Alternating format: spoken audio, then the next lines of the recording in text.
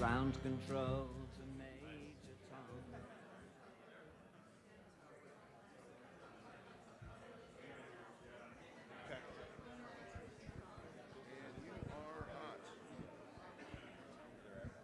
Ladies and gentlemen, please take your seats. Our presentation is about to begin.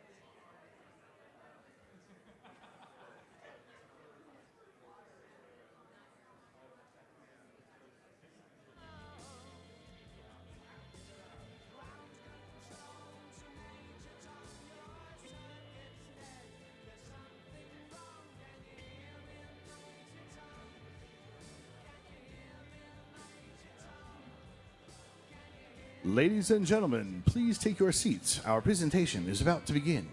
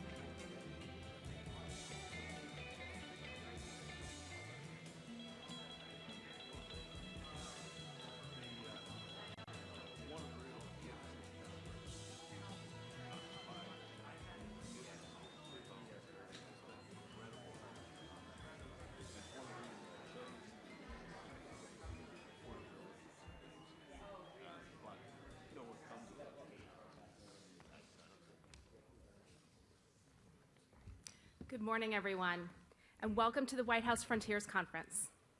Thank you for being here with us today in Pittsburgh, and to everyone joining us online, thank you for being here as well. My name is Meredith Drossbach, and I work at the White House Office of Science and Technology Policy. Under President Obama's leadership, America continues to be the world's most innovative country, with the greatest potential to develop the industries of the future and harness science and technology to help address important challenges. President Obama has relentlessly focused on building U.S. capacity in science and technology and making long-term investments that will continue to power American innovation and setting ambitious goals that inspire and harness the ingenuity and creativity of the American people. That's why President Obama is hosting this day-long White House Frontiers Conference here in Pittsburgh to encourage Americans to imagine our nation and the world 50 years and beyond, and to explore America's potential to advance toward frontiers that will make the world healthier, more prosperous, more equitable, and more secure. This conference is co-hosted by the White House, the University of Pittsburgh, and Carnegie Mellon University, and brings together researchers, business leaders, technologists, philanthropists, local innovators, and students who are the change makers of tomorrow. Conference attendees will explore 5 frontiers that will shape the future: personal, local, national, global, and interplanetary. We're here on the campus of Carnegie Mellon University to talk about interplanetary frontiers and the science and technology that are helping us explore the universe. On behalf of my Interplanetary Frontiers track co-lead, Ben Roberts, and myself, we want to thank Nathan Urban from the University of Pittsburgh and David Wettergreen from Carnegie Mellon University for their collaboration in developing today's program and helping us to highlight the work happening here in Pittsburgh. Thank you also to the University of Pittsburgh and the City of Pittsburgh for hosting this conference. This morning, in addition to all of those here participating in this session, attendees in 4 other tracks will be talking about work being done to advance the frontiers of precision medicine, smart inclusive cities, artificial intelligence, and climate change. In this session, we will hear from space entrepreneurs about what they're doing to support exploration. We'll highlight some of the most exciting discoveries happening at the frontiers of astronomy and planetary science. We'll participate in a question and answer session with scientists and technologists who are thinking about how to enable humans to one day permanently live in space, and much more. In the afternoon, a plenary session will focus on conversations on all 5 of these frontiers, including a discussion on the future of health breakthroughs, such as those being driven by the administration's BRAIN Initiative and the Precision Medicine Initiative. So now to kick us off, please join me in welcoming to the stage Rod Roddenberry, CEO of Roddenberry Entertainment and founder of the Roddenberry Foundation.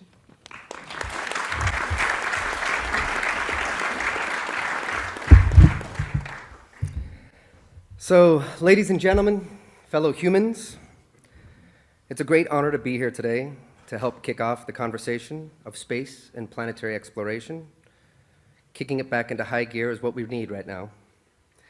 I'm incredibly humbled to be surrounded by some of our planet's greatest scientific and engineering minds. I'd also like to thank the White House for coordinating this conference, as well as everyone who's flown in and is giving their time to share their ideas on how to make the world a better place.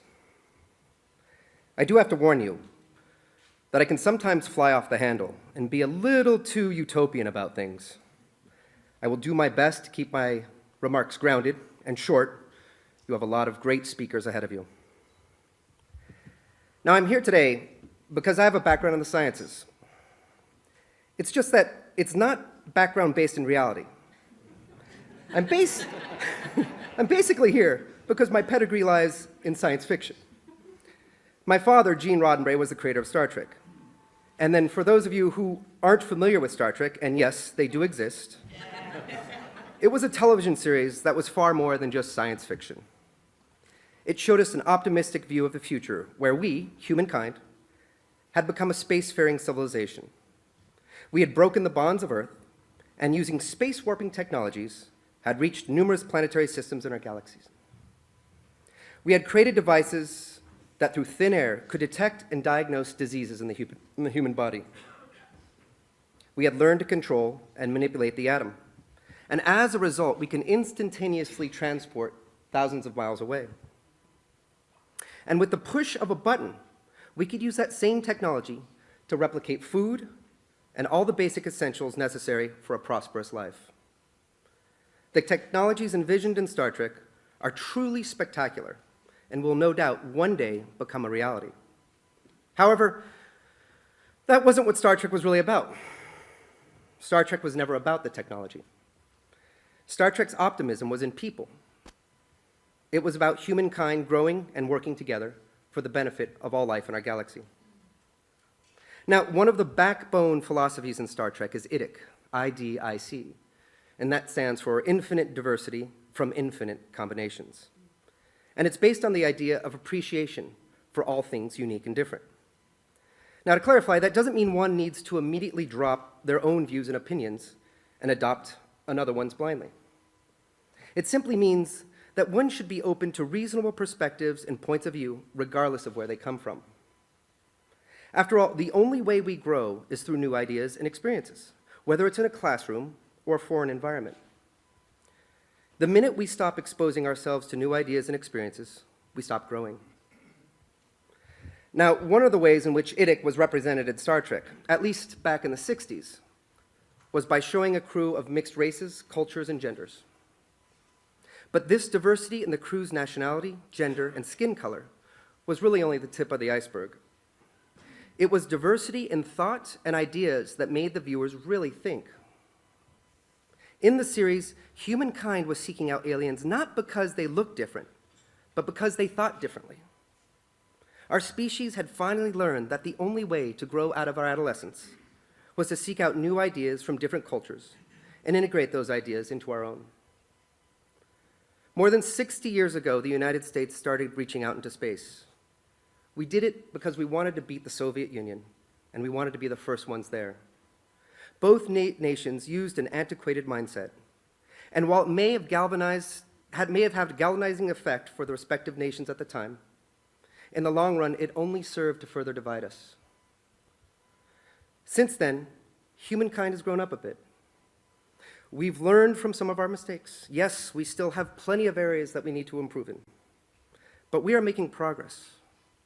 The United States, as well as other nations, have made significant strides in the areas of international collaboration and cooperation. However, humankind has come to a critical point in its evolution. There are an increasing number of areas where we can no longer afford to work solely in our own best interest. Now, the good news is, I've spent the last few minutes preaching to the choir. Along with most of the people in this room and at this conference, there are countless forward thinkers, innovators, impact investors, foundations, charitable organizations, and B corporations who already have the mindset of working towards the long-term benefit of our species. Never before has there been a greater sense of global unity that operates independent of economic and political influences. It wasn't too long ago that it seemed only large governments could go into space, and now today, private corporations can do it. To many of us, it may seem as only governments could create peace between nations. Who knows? Perhaps we the people can do it.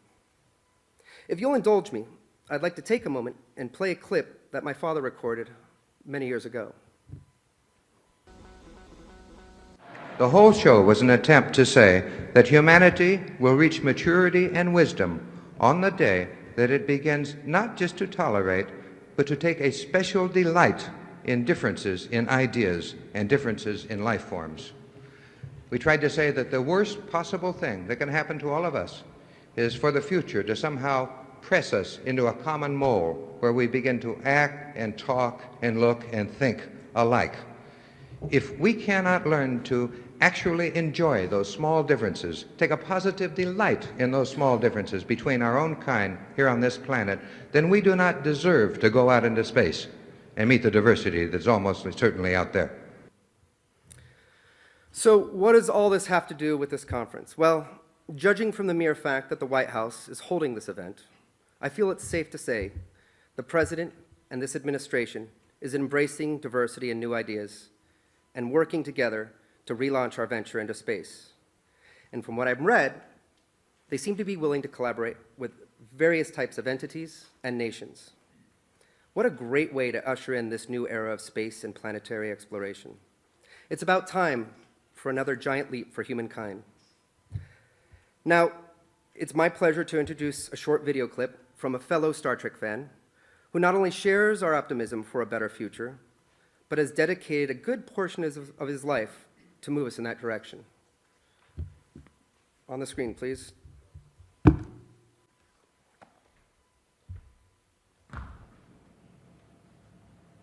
Well, I understand you are a Star Trek fan. Absolutely. That certainly was a show inspired, a utopian future inspired by technology. I'm curious, what about that show shaped your vision of an optimistic future? I was a sucker for Star Trek when I was a kid. Even though when you look back, I think there are only 20 episodes, right? They just looped over and over again, but they were always fun to watch.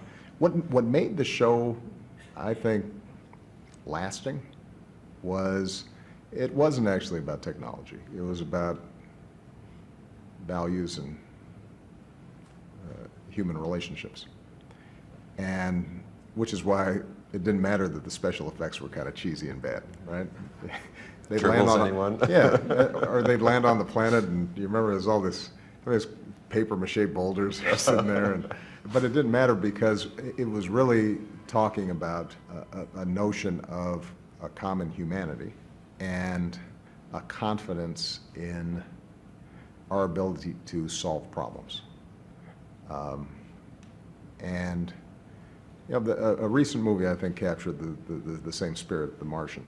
I mentioned that as my favorite movie last year, not because it had a hugely complicated plot, but it showed a bunch of different people just trying to solve a problem and employing creativity and grit and hard work and having confidence that if it's out there, we can figure it out. And I do think that what I love most about America, this country, why it continues to attract people from all around the world for all the challenges that we face, is that spirit of, well, we can figure this out. And what I value most about science is this notion that we can figure this out. Well, we're going to try this. If it doesn't work, we're going to figure out why it didn't work, and then we're going to try something else. And we will revel in our mistakes because that is going to teach us how to ultimately crack the code on the thing that we're trying to solve. And if we ever lose that spirit, then we're going to, I think, lose what's essential about America and what I think is essential about being human.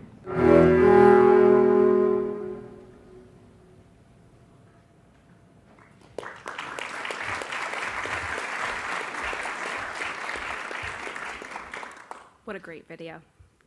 Our next speaker is George Whitesides, CEO of Virgin Galactic, to talk about how innovators are increasing access to space.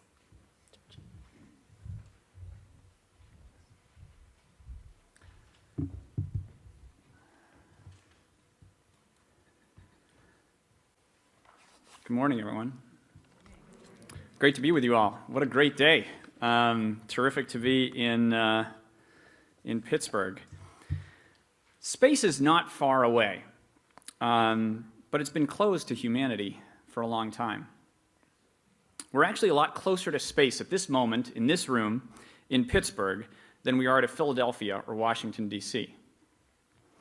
But of course, space feels hard to get to, right? It feels virtually inaccessible because it has been so hard to access since the dawn of human civilization.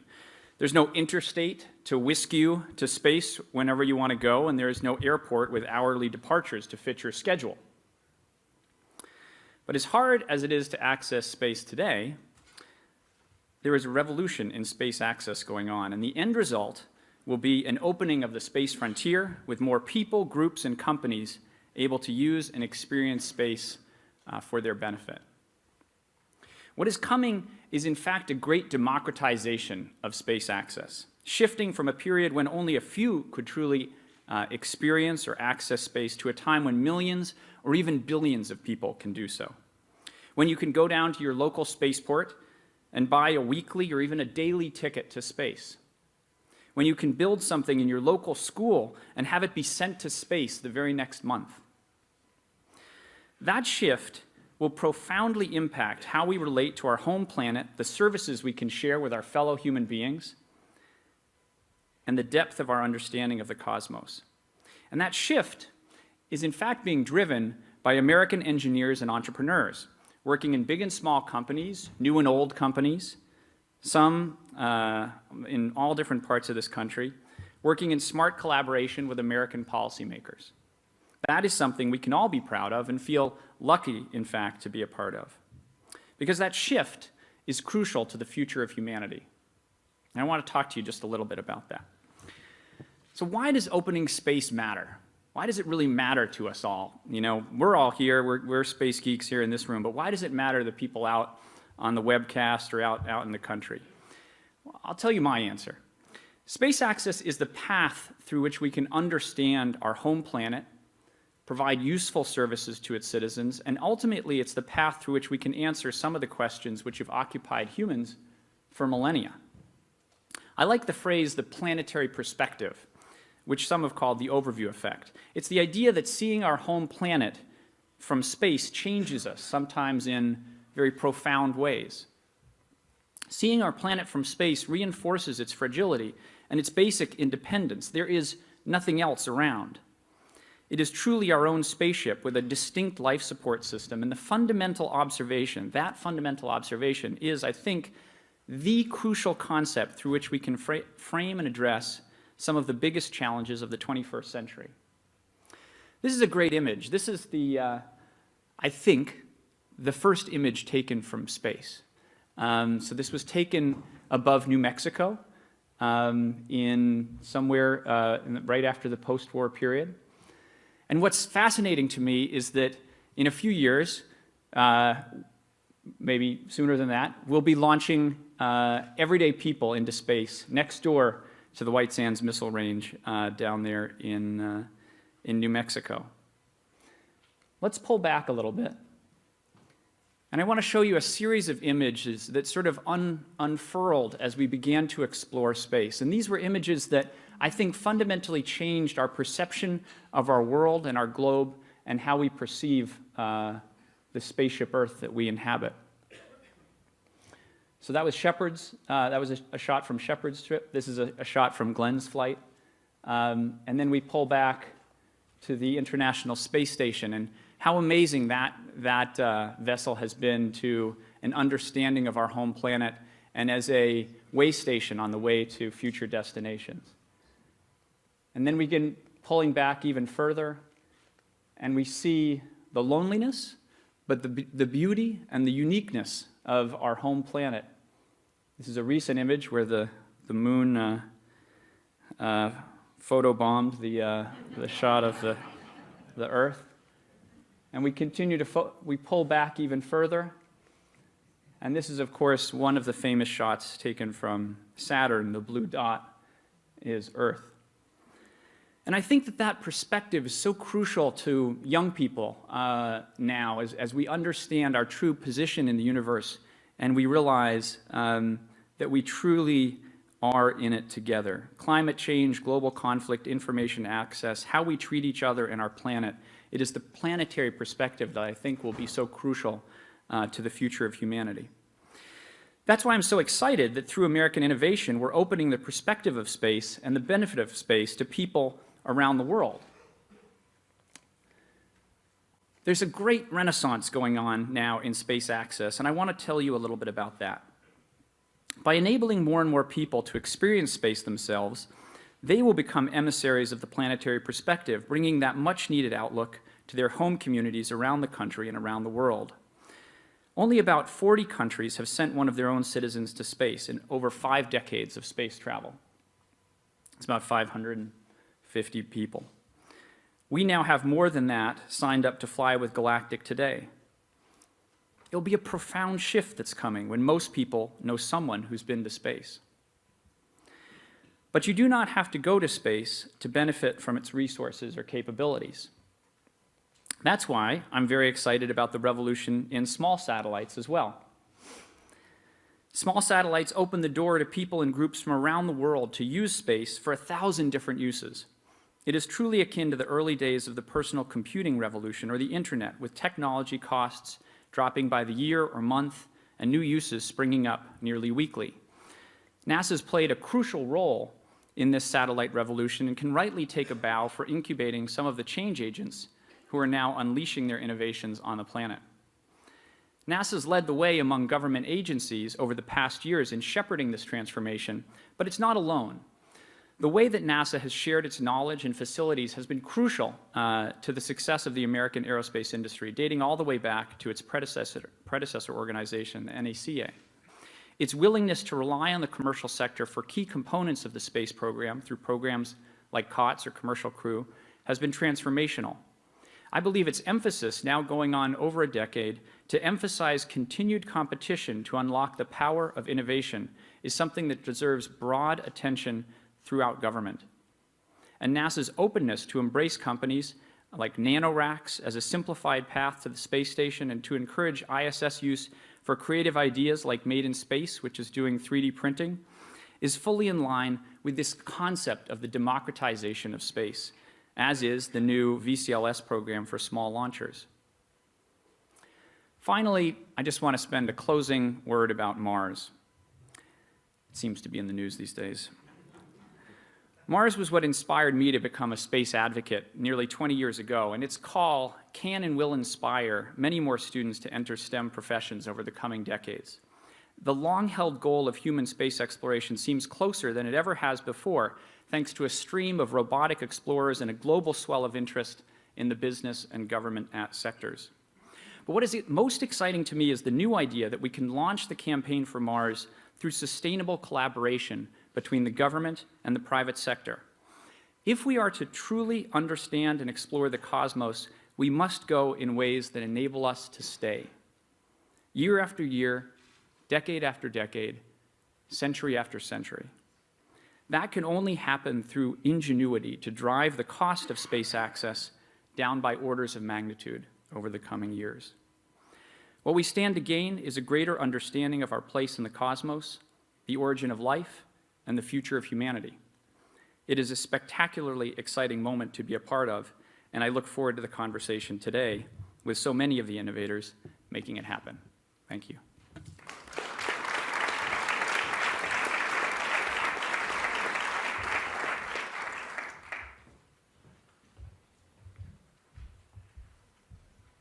Thank you, George.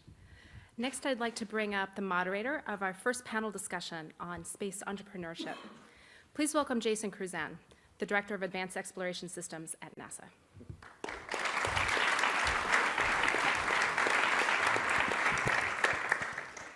Thank you. So I'm going to call up each of our panel members, esteemed panel members we have here today. So first off, Bob Richards, CEO of Moon Express. Mike Gold is Vice President of Washington Operations and Business Development at Space Systems Loral. Carissa Christensen, Managing Partner, Tory Group. Jeff Mamber, CEO of NanoRacks. Tim Hughes, Senior Vice President and General Counsel of SpaceX. So we're going to jump straight in and get into the question round with my colleagues here. The very first one is I'm going to have them tell a little bit about themselves, what their company does, and first and foremost, I want from their perspective, what is their primary focus area related to growing the space economy that we've been hearing about from their perspective. So with that, I'll start with Bob. Well, very happy to be here, everybody, and inspired by the remarks of Rod, of course, and George. It is about becoming a multi-world species, and my inspiration dates back to the earliest memories I have of being around the rocket garden at the Kennedy Space Center and watching Star Trek. And there was, so the 2 points made a vector, right? Where we were on the moon and where we could be in Star Trek. And that was my trajectory as a boy, and it continues. So my inspiration really is about moving not just humanity outward into space, but the economic sphere of Earth outward in a way that's sustainable. Mars is calling, and to me the moon is a great proving ground and stepping stone and destination, a partner world in our planetary archipelago. So George mentioned that Mars had inspired him, and Star Trek inspired me. I chair something called the Commercial Space Transportation Advisory Committee. My vice chair, Michael Lopez Legri, is a decorated astronaut. And when they introduce us, they say, here's our vice chair, Michael Lopez Alegria. He's spent more time in space than any other American. And then they introduce me, Mike Gold, our chair, who's watched more Star Trek than any other American. And as Rod so aptly put it, it's not just about space and the technology. It's about the people. I just got back from Bangalore, India, went from there to Huntsville, Alabama. I knew I was back in America when I checked into the Hampton Inn, and they told me they're having lasagna and beer for the social hour tonight. But it's that diversity. And that's what's so wonderful about the space field, because the challenges are so big, the accomplishments so difficult, that it takes all of us, not only as a nation, but as a globe, to do these things. And certainly nowhere is that more true than in the satellite world, where you can have a Japanese company as an operator, an American manufacturer, a European insurer. And as George described, we're entering a whole new era in the satellite world. And this affects us in space, globally, and via our cell phones every day. And where I think we're headed is satellite servicing. No longer are we going to deploy a satellite, build it on Earth, launch it, 10 years later, throw it away. From now on, we're going to restore, refuel, refurbish these systems. And eventually, we're just going to have persistent platforms in orbit where you're just going to build the satellites there and remove and refresh. And this is going to change everything, I think, here on Earth. And then finally, I'm a big fan of recycling. Who likes recycling their bottles, et cetera? But as fun as recycling is, for your Coke cans or what have you, recycling rockets is even better. And Tim in SpaceX has done some of that via the first stage. And what we're working on, the Ixion initiative, which is led by NanoRacks in partnership with ULA and SSL, is reusing the second stage as a habitat. Taking the second stage of a rocket and converting it as a habitat. And if we do that, every time we launch into space, we can be creating real estate. Lowering costs for space habitats to do what Bob mentioned, where we need to make the final frontier financially viable. And that's what I'm excited to talk about, and look forward to hearing more from our colleagues. Thank you. I'm Carissa Christensen. My company, the Torrey Group, is an analytic consulting firm. My experience in space, and my career has been spent in space, and my career has been focused on being not a space advocate, but a space analyst. And my job, the role that I've been lucky enough to have, has been to do the data-driven analysis, to provide the insight and objective framing that is a critical complement to the vision of what we can achieve in space. And so the work that I do in commercial space is one of the things that we do is track the size of the industry and where it's going and who's participating and what the trends are. We do technology forecasting, and we help our clients to manage their programs and operations. I'm Jeff Manvers, CEO of NanoRacks, and thank you, George, and everyone Mike for mentioning our company. As usual, I'm going to sort of bring it back down to earth. In the sense that we're in the cusp of the future now. At NanoRacks, we spend most of our time working on the International Space Station. What an extraordinary platform. And you talk about international, we'll send customers up on from around the world. We've flown customers from 15 nations. They can go up on a Japanese vehicle. They can come down on a Russian vehicle. They can go up with SpaceX and Orbital, the American vehicles. Most of our hardware is in the Japanese module.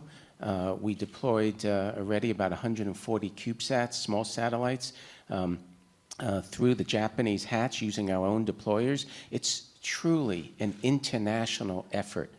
It's a commercial effort. We invest in our own hardware. We take the risk that we have customers. We're really, really on the cusp of what we've been waiting for. And sometimes we don't realize that because it's a government space station, and that's not as exciting as, something named something more poetic than International Space Station, ISS. But the future is here, and it's happening now. And at NanoRacks, we're really, really pleased to be a part of this new economy, this new effort, and we're really grateful to all the folks that have helped us to make it happen. My name is Tim Hughes. I've been with SpaceX for about 12 years now. And I've gotten to see our company, which is a launch services company, grow from true startup to around 5,000 employees during that period of time. And I think it's fair to say that there has been a renaissance in space, certainly in American space. But it is not a renaissance born exclusively from Silicon Valley or Silicon Valley-like companies. It's actually been born, in my opinion, by virtue of a collaboration with NASA and other government agencies to recognize that the commercial approach to space is one that should be embraced, can be endorsed, and can be utilized by the government. I think that SpaceX, like NASA, is a mission-oriented entity. The most commonly worn T-shirt by our engineers is one that says "Occupy Mars," and that is a driving sort of credo for so many of the folks who work at our company, and I know it is a driver for so many at NASA. What we have tried to do is look at one of the core problems in space, and that is the cost of transportation to space, and try to improve upon the reliability and cost of access to space to enable bigger things to happen. And one of the core elements that we've worked on against that problem is to create reusable rockets. If you're able to bring back a rocket, or bring back at least the first stage of the rocket, and reuse it multiple times, then you necessarily will be able to change the economics of space. And when the economics of space change dramatically, as they have already started to do over the past 5 years, then you can do these bigger things. And that is our focus, and that will help us get to Mars and occupy Mars. No, thank you, everyone. So, I mean, as what you're seeing is, as we're venturing into space and deeper into space, we're changing the paradigm of how we work together. It's no longer about just depending on a single government agency, but rather, as a civilization, how do we work together of finding those mutual beneficial pathways between industry and academia and the government working together and our international partners. So how do we, we're here to talk about discussing the role, the impact of entrepreneurship on exploration, and also how do we use exploration to drive additional entrepreneurship. So my next question to all the folks on the panel here, and I'm going to start out with Carissa on this one, is where do we see the next greatest growth opportunity in the next 5 to 10 years? And what do you think that potential impact is, not only for growing a space economy, but real tangible benefits here on Earth as well? So, as promised, I'll give you a data-driven answer. So the space economy right now is about $335 billion, probably shading to 350 this year. The biggest piece of that is value-added services. And the biggest piece of that is direct-to-home television. And that is nearly a $100 billion market. And the reason for that is it combines the space segment, the satellite and the ground systems, as well as programming and consumer electronics, and that whole suite of value-added services has driven an industry that has grown from essentially start to $100 billion in a decade and a half. Thinking about what's going on now and where we see the future, the industry is attracting a substantial amount of investment, and a really different kind of investment in the last few years. In 2015, something like $2 billion, a little bit more, came into the industry in investment funding, and it's a different kind of investment funding than we've historically seen in space because it is risk tolerant. It's venture funding from places like Silicon Valley, and it's going into companies that are, have business risk and also very high potential for returns, and that's what has attracted that kind of investment. And so some of the companies that we've heard about, that you've read about, the small satellite companies that are trying to sell not simply access to the satellites, but data and analytics that give you insight into global business activity to sell those services to enterprises all around the world. That is why Silicon Valley VCs are making bets on space, and that's a potentially significant growth area. One note on jobs. So the space industry right now in the US, just the satellite piece, accounts for about 200,000 private sector jobs, and that's not including all of the government jobs. And that new investment that's come in, and Tim spoke about SpaceX, an example, has created 10,000 or more jobs, and that's growing very rapidly right at the moment because many of those companies are getting to the point where they're really expanding their operations. So I'll turn it over to Jeff, because you have an extremely wide customer base of users and community. Where do you see the next 5 to 10 years? Where are those growth opportunities, and where are you seeing growth? Well, it's a great question. We have, as I said, customers from about 15 nations, 40 school districts. We have customers that range from high schools to governments using our services. For us, we see two areas. One is an increase in on-orbit manufacture. We're very, very excited. At NanoRacks, we want to control, own, use more and more real estate in space. And we see ourselves as sort of the landlords. It's usually been NASA that's the landlord, and right now NASA's my landlord on the space station. But in the coming years, we want to control our own real estate and let the imagination of the private sector be unleashed in a commercial facility. And for us, we're talking to some just incredible organizations and companies about what you can do in space with on-orbit manufacture, 3D printing, as we'll hear from Made in Space.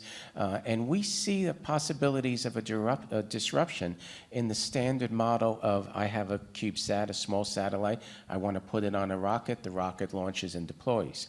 Why not more and more do that from in-space manufacturing, robotics, and deploy from a platform? Also, as I've sort of suggested for us as we look 5 or 10 years out, it's U.S. policy today that this is the last space station that the U.S. government will own and operate. What a fantastic opportunity. If there's anything we've learned in this country is that real estate is a good business. Okay, so you know, we're working now, as Mike has said, with L'Oreal and ULA. We hope to be working with others in the coming years to just take over what NASA has been doing, the operation of real estate in orbit and beyond. And so that's where we see the growth. Great. So I'm going to turn over to Bob, because I think where you see the growth is even another flavor of this. Right, and maybe another order of magnitude outward from where the $335 billion is happening right now. Moon Express really is focused on the destination of the moon, but the cislunar space as well. And so it's really the democratization of access. That long tail is almost infinite. And we're going from an era of monolithic type economies to ones that are very diversified. So in infinite diversity and infinite combinations really works in economics as well, Rod. So as we as a startup financed out of really Silicon Valley type equity financing, attempt to do what only a superpower has done before, put a robotic explorer on the moon. There are a couple of things happening that are helping that. One is that there is a market, there's no shortage of instruments and ideas of wanting to go out and explore space.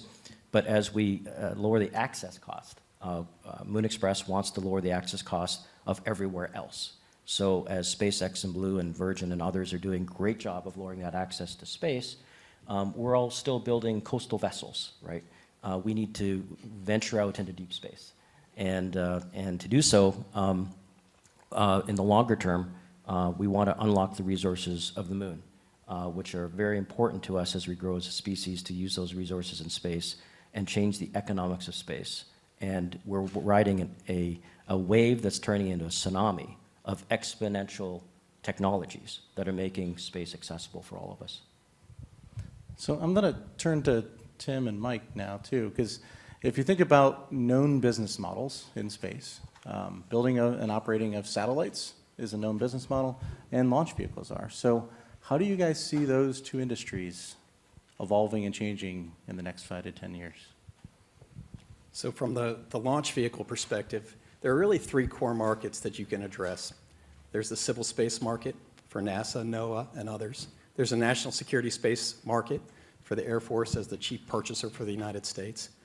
And then there's the international commercial market. In 1980, the United States had 100% market share in the commercial satellite carriage space. It dwindled to 0% in 2010. Over the past 6 years, it's now come up. SpaceX took more than 50% of the commercial market last year, relative to our chief competitors there in the Ariane 5 and the Russian Proton. And one thing that has become very clear is that competition is a very good thing. And it's certainly a good thing for the consumer. Because what we've seen is, with the advent of true competition and disruption in the market, that competitors are changing their approach to business, reducing their prices in order to stay alive and compete. And so that market, I think, will continue to evolve, especially as reusable rockets become the norm, which is our hope and aspiration. And at SpaceX, we hope to demonstrate a pre-flown vehicle flying again before the end of the year, ideally. And I think that will be a seminal moment with respect to all three of the markets that I mentioned. Because when the economics of launch change in this way, and you're able to reduce the cost of access to space, it's going to require all launch services providers to react accordingly. We call it a certified pre-flown vehicle. And we actually believe that a pre-flown vehicle will in fact be superior to a newly manufactured vehicle, in as much as the systems will have been tested against the environments of space. And so in terms of the known launch services markets, again, the commercial, the civil, and the national security space, the advent of competition and reusability hopefully changes the dynamics in such a way that benefits NASA, that benefits the Air Force, and certainly benefits the commercial consumer of launch. So from the satellite side, we look forward to seeing just how low the price can be on that pre-flight certified vehicle. We have got to get satellite manufacturing off the Earth, literally relaunching the industry, where, as Jeffrey described and as we've talked about, instead of building the satellite on the ground and then waiting years for launch and then never being able to change the technology, we should be building on orbit. In real estate, that's probably the only real estate that's a little more expensive than where we manufacture in California. Technology moves so quickly. And in the satellite industry, we are in a constant race against terrestrial capabilities. We need to be able to refresh, keep things new, innovate, put new technologies in, and you can't do that as well on Earth as you can in space. And then additionally, with satellite assembly, we need to be able to, again, refuel, restore, add new items onto these satellite systems, because the days of building a satellite on Earth, launching it, and then throwing it away 10 to 15 years now, that's primitive. That's caveman. We need to move beyond that. Because if we don't do that here in the US, I assure you other nations will. So just as Tim's talking about maintaining the jobs and the capabilities in the launch market, we've got thousands, tens of thousands even involved in satellite manufacturing. We need to make sure that we keep that edge here and keep those jobs in America. So I'm going to shift a little bit. So we heard a little bit about the commercial pathway that the International Space Station is enabling, and that kind of model, both from an operations as a government facility, international facility today, and now the transition to commercial LEO activities. There's a model being formed there. And what can we learn from that model, and how can we apply some of the learnings from this International Space Station and the transition to commercial activities for future for exploration as well? I'll start with Jeff on this one, just because you've flown more. I have the scars to show it. Yes. There's good things and bad things about being first. But when we started NanoRack 7 years ago, it was unproven whether anyone would pay to use a service on a government facility. And so I'll reveal a secret to you. Our first product with small labs, we still offer them, called Nano Labs. We said, well, they should run about 100,000. And no one took them. So we said, okay, 80,000. No one took them. We said 60,000. No one bought any. Finally, at 30,000, we had customers. That's how we determined the market for the Nano Lab. Okay, it's not exactly scientific, but it's market-driven. And so what we've done at NanoRacks was we went to NASA and said, we don't want your money. You know, we want the freedom to develop our own hardware and market it to whom we wish, as long as we uphold the principles of the U.S. National Laboratory. And they took a chance on us, and we took a chance on working with NASA. And today, I think one of the greatest accomplishments of NanoRacks is that we've shown that a small entrepreneurial company can work with NASA. And NASA has shown others, like Made in Space and others that are emerging in the community, that NASA, the door is open now for small companies to work where only before the giants tread, and Boeing or Lockheed. And I just want to make one other point, is that today at NanoRacks, NASA is our landlord. We use their space. They're our regulator. We have to go through the safety process and ensure everything's safe for the crew and the vehicle. NASA is now sometimes our customer in a commercial sense. We invest in the hardware, and at times NASA and other U.S. government agencies use our services. In the past, NASA would have been a competitor, and that's changing. So I think the commercial pathway on the station has been important to allow a U.S. entrepreneurial industry to develop, but equally important to show others in other parts of the community that the game is changing. NASA does not expect and is to do everything, and is willing to turn it over to the American entrepreneurial community, and that's been the important lesson. So Carissa, it'd be interesting to get your perspectives as well.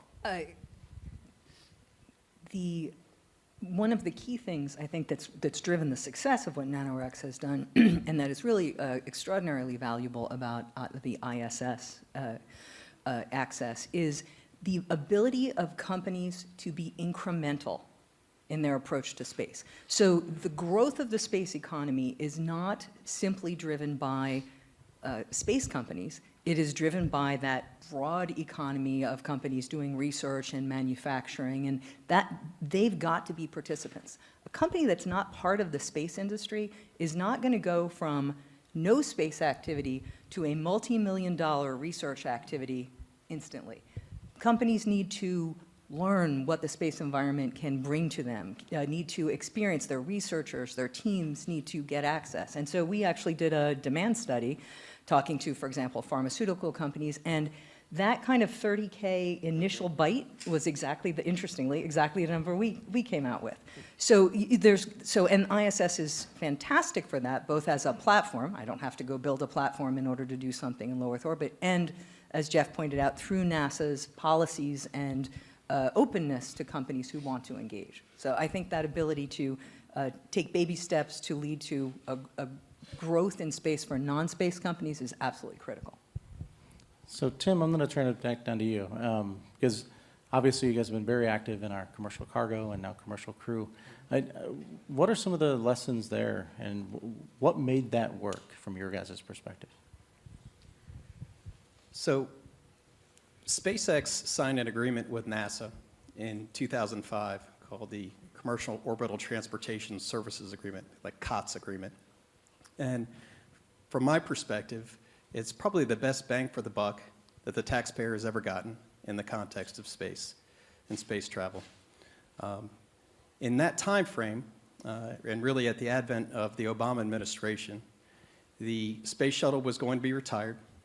And as we may all recall, there was a little bit of a fiscal crisis occurring. And NASA had a need to carry cargo to the International Space Station. And they pursued a contracting mechanism that was novel and really quite remarkable. And it was called an Other Transactions Authority Agreement. But really, it was remarkable in as much as it was a set of requirements that were met on a milestone basis, by which the awardee of the contract only got paid if they met those milestones. And the requirements were set in advance, and the ultimate requirement was to develop the capability to carry cargo to and from the International Space Station. And it also required that the awardee put its own skin in the game, matching the NASA investment at least dollar for dollar. And that is a contract that gave rise to the Dragon spacecraft that now carries cargo to and from the space station, and is at this point, remarkably, the only significant downmass capability in the world today to bring cargo back from the space station, an enabler for Jeff's business. and others, and certainly an enabler for the wonderful experimentation that NASA is undertaking on the space station to actually come home. So that COTS agreement has been much discussed, but rarely replicated. And I think it does provide a really fascinating case study for the way that a public-private partnership can exist, because it speaks to a known need that the government had, a commercial opportunity, and technologies that can be used for broader commercial application. And that's one that, you know, a Harvard case study should be written about, because NASA did an amazing thing there, and it bore great fruit for the country. Thanks, Tim. So I'm going to ask a little bit, I mean, I can't be the government person moderating a panel without asking a little bit about government roles. And many of you guys obviously are working with the government very hand in hand. We work every day. So I'd like a little bit of description about how are you working with the government agencies as a whole, not just NASA, and how has that relationship evolved over time? And then even some specific examples of where it's actually really come together in a very positive way. And I'll start with Mike, just from your role on the CommStack and actually working with the industry as a broad area. I'll start with you. Yeah. So since we're talking science fiction with Star Trek, let me mention another great science fiction classic, which was Back to the Future. And George mentioned NACA, the predecessor organization to NASA, which was focused on bolstering the competitiveness of the American private sector. And I think we're finally coming back around to that attitude and that alignment between government and private sector. We have got to bring down the artificial wall separating industry and American commercial interests from government interests. And COTS and CRS, I think, was taking away that first brick. And if I can kiss up to the moderator a little bit, you know, that ideology has been implemented extraordinarily well by NASA Advanced Exploration Systems, where you're looking for the intersections between government interest and private sector interests and capabilities. Getting back to satellite servicing, a great example of that is the Restore-L program. You've got a Landsat satellite that's just going to crash down into Earth, in deorbit. And so NASA is sponsoring a program where the private sector will create a system to go restore, refurbish, and keep that satellite up there. That's of great interest to NASA. We'll save the government money. We'll keep an extraordinary asset in orbit, but we'll provide a service that we can transition immediately to the private sector. And that's what we need to see more of in the future. COTS and CRS should not and cannot be the exception that proves the rule. It cannot be a limited example. We need to do more of that. We always have to keep both the government mission and the private sector mission in mind, because they're not separate, they're not exclusive, they're complementary. And that's what the CommStack, and I think NASA is headed to, and I think that's what our future will be. So Bob, you've recently made some progress of working with and licensing and those sorts of things. So it'd be good to get your perspective on paving that new ground. Well, absolutely, especially at a conference, White House OSTP, to talk a little bit about policy is the right thing. But first to say, we have been partnered with NASA since the very beginning. The company was founded in 2010 based on a partnership with NASA with the DataBuy program, the Innovative Lunar Demonstrations Data Program, which is very helpful. We've had lots of Space Act agreements, and we paid for access to NASA facilities and technology. It's been wonderful. And now partnered with NASA under the Lunar Catalyst program, which is a precursor, we hope, to a COTS-like affair where NASA evolves into a customer for private companies that just happen to be going to the moon. And that would be a great thing. In August, Jason, you referred to the story that broke in the media quite widely, that Moon Express became the first private company to receive a government, not just the US government authorization, but anywhere in the world, a private company to leave Earth orbit and go to the moon. And it was an odd situation that it was, there was kind of some quantum logic going on. We in the commercial sector always just assume that we will just go out and boldly into the frontier and be able to do that. And it wasn't until, it was kind of a Schrodinger's cat situation where the answer wasn't no until somebody asked the question, right? And we just happened to ask the question, really, we'd like to go to the moon in 2017. And the answer was, there's no Department of the Moon that could say yes to us. And there was no adversity, there was nobody that didn't want this to happen, but there was a lack of regulatory framework under the Outer Space Treaty, where the U.S. is obligated to supervise and provide other considerations to make sure that its private sector does things right under this treaty. And we found a way, and there are a number of people in this room, thank you, Ben, in particular, and State Department, and NASA. The interagency process came together and helped us find a way. And the good news is we found a way. And we have authorization to go to the moon. That's great. The bad news is it's currently a one-off thing. And the authorization specifically says only Moon Express, only 2017, and we can't guarantee we can do it again. So we really do need, to move out into the cosmos with private-public partnerships, we need in the United States and everywhere in the world, right, the regulatory go-forward frameworks that allow this to happen. Thanks, Paul. So my other panel members down at the end, talking about the same kind of question of how has the relationship changed over time?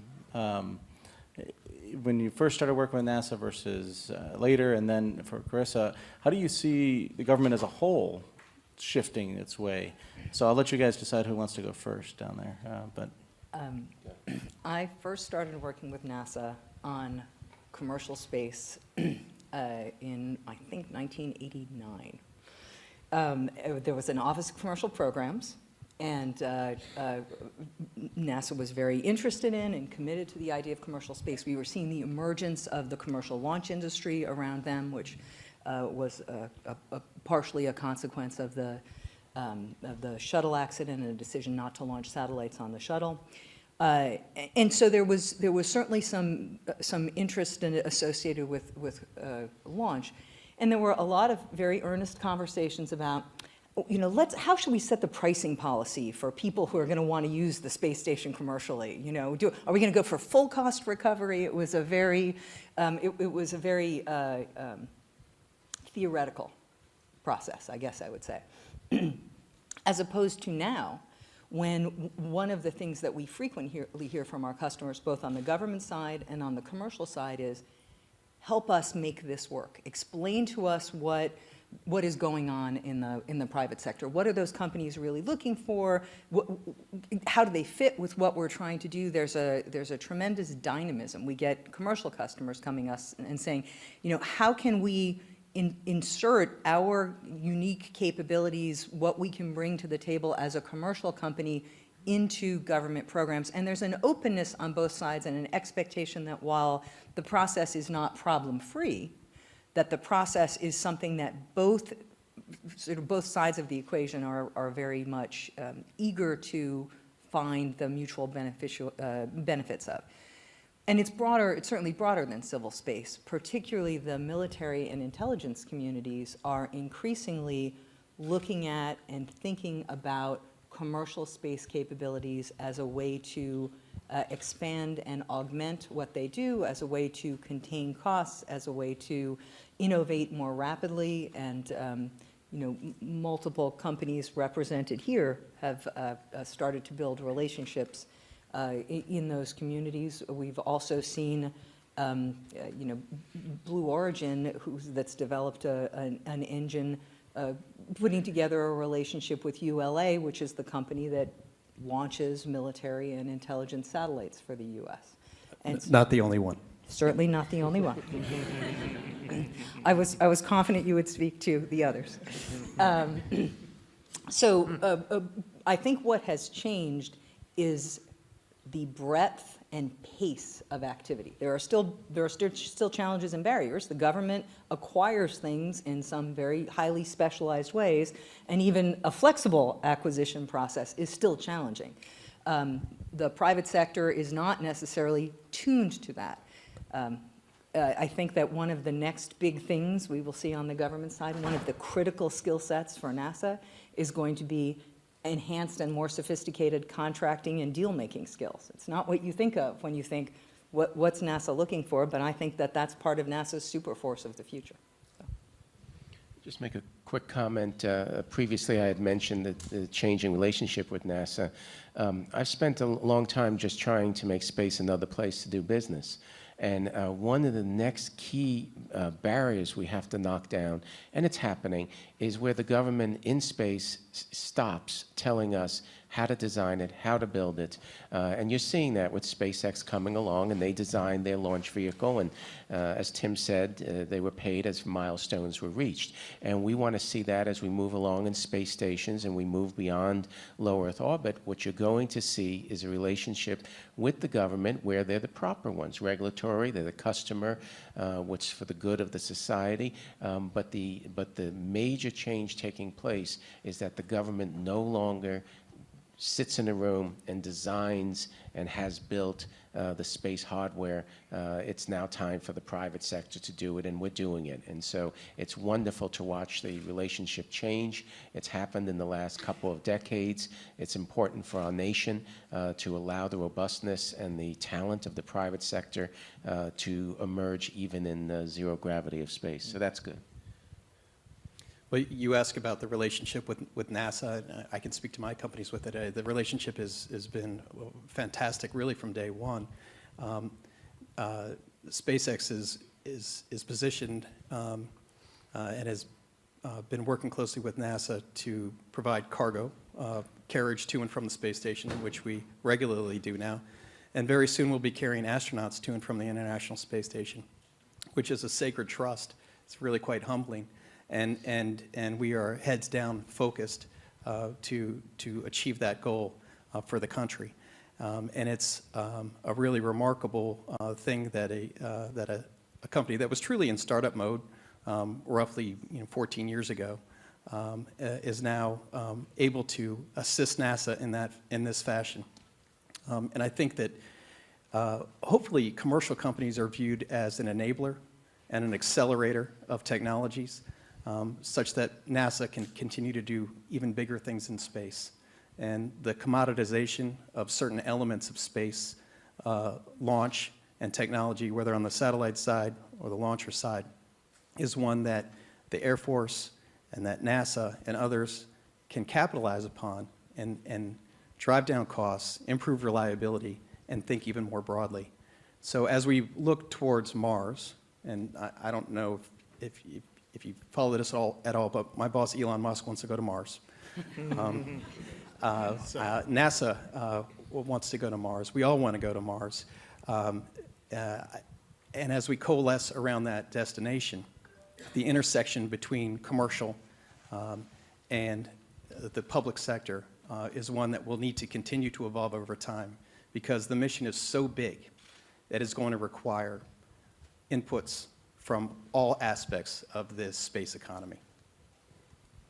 So speaking of that, I mean, so the ability to raise commercial capital has been changing. Several years ago, maybe just even short of a decade ago, walking into investors and trying to find investment was not even heard of for a lot of these industries. So how is that investor relationship and funding of new entrepreneurial activities, how has that been changing here recently? So we'll start with Chris to give a wide range, and then I'll let you guys comment on your specifics. The Tory Group did a report sponsored by a grant from NASA, which we were very, very grateful for, called Startup Space, that quantifies venture investment in space over the last 15 years. And if you look at 5-year chunks, from 2000 to 2005, 5 to 10, 10 to 15, it was about $1 billion in venture capital, $2 billion, and $4 billion and rising. So there's been a significant increase in that kind of capital coming in, and some of those early numbers were very much driven by the single investment of SpaceX. There's been investment in space over decades, but it's been a different kind of investment. So investment in a satellite venture, which is a relatively predictable, low risk of failure, capital intensive, billions of dollars to start that. The kinds of investors, the kinds of equity investors and banks that would put money into that kind of venture have no expectation that there's potential for business failure. And they have a very narrow range of expectation about what the returns will be. So it's a highly predictable business, and it's very institutional in its way. Certainly critically important to the space industry. That's kind of been the history. What we've seen more recently is a different kind of money coming in. And there are kind of three kinds of investors. There are advocacy investors. I'm putting money into space because space is transformational. Space matters to me. Space is critical. I think space is enormously important for the future of humanity. And certainly, you know, your boss is emblematic of that category of people who he has said repeatedly that is his first motivation. Now, certainly, SpaceX expects to make money, as do the many other companies that are driven by advocacy investors. Then there are strategic investors. Those are companies that put money into space because it aligns with what they do. You know, a company like Intelsat putting money into the new telecom system OneWeb. So there's an expectation that there might be a business here, but there's also an expectation that this is useful to explore. What's really interesting is the third kind of investor, and that's financial investors. Those investors who are saying, I am putting money into this venture because I think that's going to generate the best return compared to any other investment that I can make. And we have seen that in space in the last several years. And particularly, we have seen venture capitalists who accept high risk and are looking for very high returns, and they're putting money into more speculative companies. And they're putting money not based on a highly predictable future revenue stream, but the potential for a very large market and very large return based on the quality of the management team, people that they believe in, and a sense that the business is generally viable.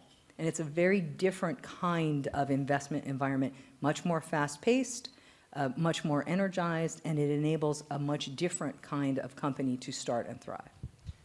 And do you know what investors really like? Customers. Customers. This isn't rocket science.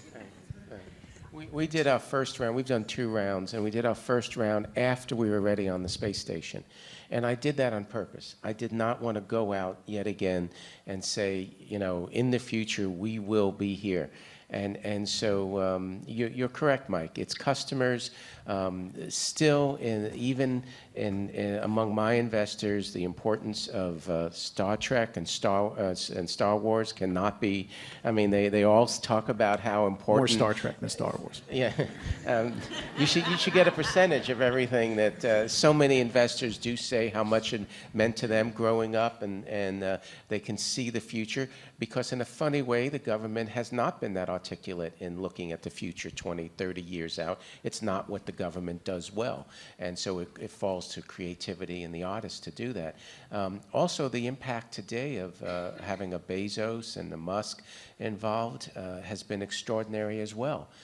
Different pathways. But it's really made a difference. Some of my investors say if Musk is committed to this and Jeff Bezos is committed, there's a pathway here. And these are very intelligent men who have been successful. And so that takes it a little bit away from the artists and says, okay, if these people are committed long term to this, and we do have a tension among our investors, and some who are looking 10 years out and 20 years out, and some who do view this as a normal investment. And I've been very clear when we talk to new investors that this is a space station company. I cannot say, there haven't been too many others. I can't say exactly what the milestones will be. So it is changing. But the capital is there, which is very exciting. And that is the proper role of government. Did I interrupt you? I'm sorry. Well, sorry, but with good interruption. Okay. Government as customer. And this is what White House OSTP has done such a good job of, and Jason, you and your programs have. Investors want to see that customer. And that's a role that the government can play as a catalyst to make things happen, and put it on us in the private sector to raise the money rather than the taxpayer. Because if I have a customer, particularly one by the name of NASA, we'll be able to get that investment. And then we can be creative and deliver the product for a minimum cost of the taxpayer with maximum innovation. And that's the key, is that the government gets a better deal. The government, I think that is just at the core of this success story, is it is a win. If the government takes a long view and is creative and innovative, it can actually spend less for more while also fostering the industry. And that's a very different view than the way we used to look at this, which is a sort of an economic development activity. But we also want a diversity of customers as well, and not a monolithic arrangement or situation with NASA and the government, as much as we appreciate it. Absolutely we do. We need that diversity. And in general, the further you go from Earth, the more risk, the more uncertainty there is, so the less appetite there would be for traditional VCs. And we talked about this last night, Jeff. VCs aren't really quite there yet in exploration. I know Peter Marquez can attest to this as well. We're in the exploration business, going outside of Earth orbit, and finding the type of venture capital in those areas is still really tough. So in Moon Express's case, most of our financing has come from high net worth individuals who believe in the passion, that believe in the dream, that believe in Star Trek, and really see this moving out there, and have patient capital and strategic investors. It will change. It is changing. And thankfully to Elon and others, and on strategic side of going to the moon, thank you, Google. And Red and I are competing to go to the moon with a sponsor called Google. It's not the giggle factor anymore, it's the Google factor. And that's a really important brand to have with us. And all of this helps. And a quick note on the success story of government as customer. If you look at the mature satellite industry right now, hundreds of billions of dollars, the U.S. military buys a good proportion of its communications services from commercial companies. Well over half. At times it's been as high as close to 90%.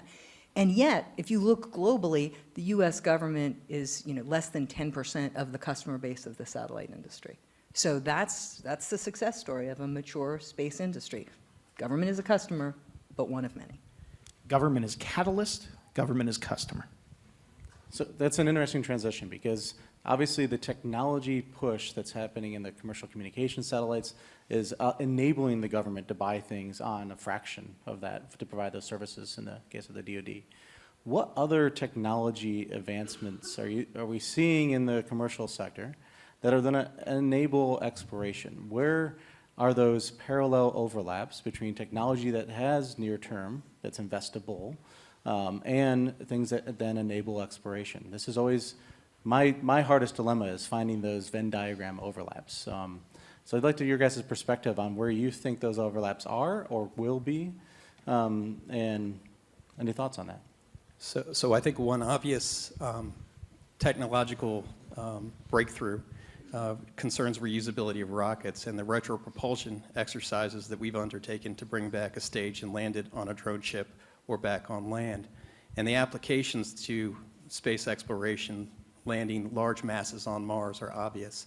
And there's a case where there's a readily understandable business benefit on Earth, coupled with a technological need that can be applied against a journey to Mars.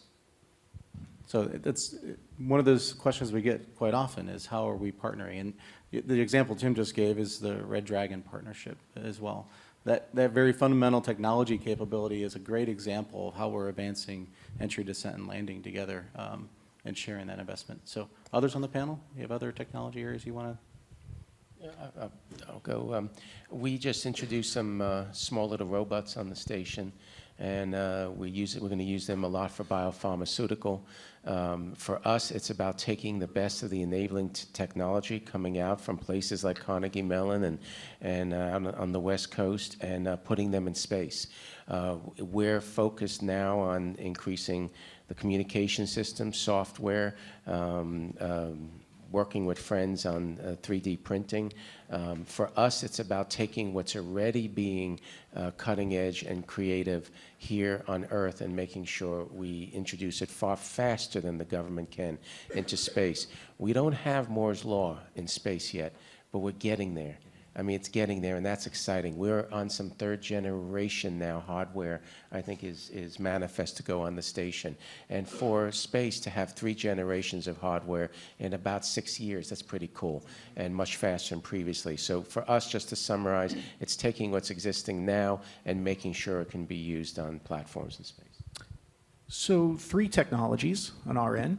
Let me begin with solar electric propulsion. All the commercial satellites are moving to SEP. We're all going to do that in the commercial industry. Yet NASA, with the asteroid redirect mission, is also encouraging SEP. We've got some proposals even into next steps to talk about SEP, one of Jason's program. So there is a technology that everyone who needs propulsion has to have. Rod, in Star Trek terms, that's impulse engines. Literally the same idea, by the way. It is amazing how Star Trek predicted many of the technologies that we're dealing with today. So that's one. We need propulsion for everything, whether it's commercial, whether it's government. 2, satellite servicing, which you've heard me talk about before. Again, NASA has satellites. They want to restore, refurbish those satellites rather than have to purchase new ones. Particularly when it comes to science and Earth observation, you want a continuity of data. You want that same satellite and those same instruments up there, and that's something that the private sector wants, it's something that government wants. It's a wonderful intersection, which is also very important militarily as well with national security. And then finally, again, Tim's got that lower stage. We're talking about the upper stage. We're repurposing the upper stage of rockets to create more real estate. Again, imagine if every time we launch a rocket, we're creating more real estate in space. What would that do to the economics of the future? And that's something that we're proposing and working with you, Jason, on the Next Steps initiative for International Space Station. But it's something that could create that real estate for Jeffrey and companies like mine to do orbital satellite manufacturing. So I think those are 3 great areas of exploration for government, private sector move forward together. And I know there are many, many more. Well, if I could touch on maybe one that I think is a cross-cutting one for all of us, a common denominator. We don't have Moore's Law quite in space, but we do have it on Earth, Jeff, right? And the powers of computation that are exponentially increasing. It's the touch labor of all of our industries is really a major factor, right? It's not the fuel, right? Yeah. And as computation exponentially expands and allows us to dematerialize hardware into software, and we can simulate more and not have, that's really bringing the cost down. To me, an exciting area looking forward will be, on the cutting edge of the frontier, we're really business to business in a lot of ways. We're all trying to get business to consumer. And one of the exciting areas will be virtual reality and virtual and augmented reality. And being able to connect people to the space experience in ways that is real and immersive. And just last weekend, I was with Rod at the X Prize event, and I teleported myself into a robot. And my whole sense of self transported with that. And I could imagine, if we can get over the latency issues of going to Mars, but I think the moon will work, of being able to step onto a space robot on the moon and step out and take a look and see a vista that only a few humans have ever seen. I think that's really important to helping the world understand why we geeks are so excited about space. I'll strongly agree on computational power, the data analytics and machine learning capabilities, and also enhanced on the hardware side, quantum computing over the long term. And then another area I'd highlight is materials. Advanced materials really is enabling across the board here, and those advances are coming from many industries, not simply the space industry. Thanks. So we're going to wrap it up now, but I wanted to, what we're trying to give a little vignette about is kind of how entrepreneurism and the growth of space economy is actually enabling exploration, and then how we as government agencies on my side can actually embrace that to help enable our missions of exploration.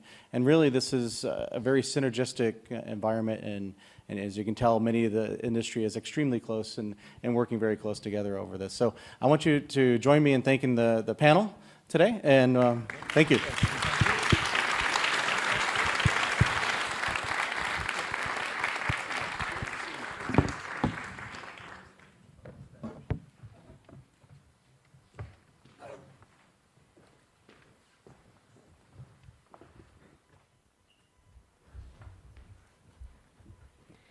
It is my great pleasure to now introduce Dr. Franz Cordova, the Director of the National Science Foundation.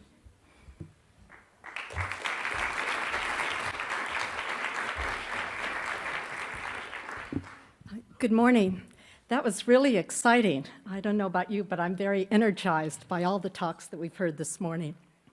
It's a pleasure to be with you today, talking about frontiers in space science and STEM education.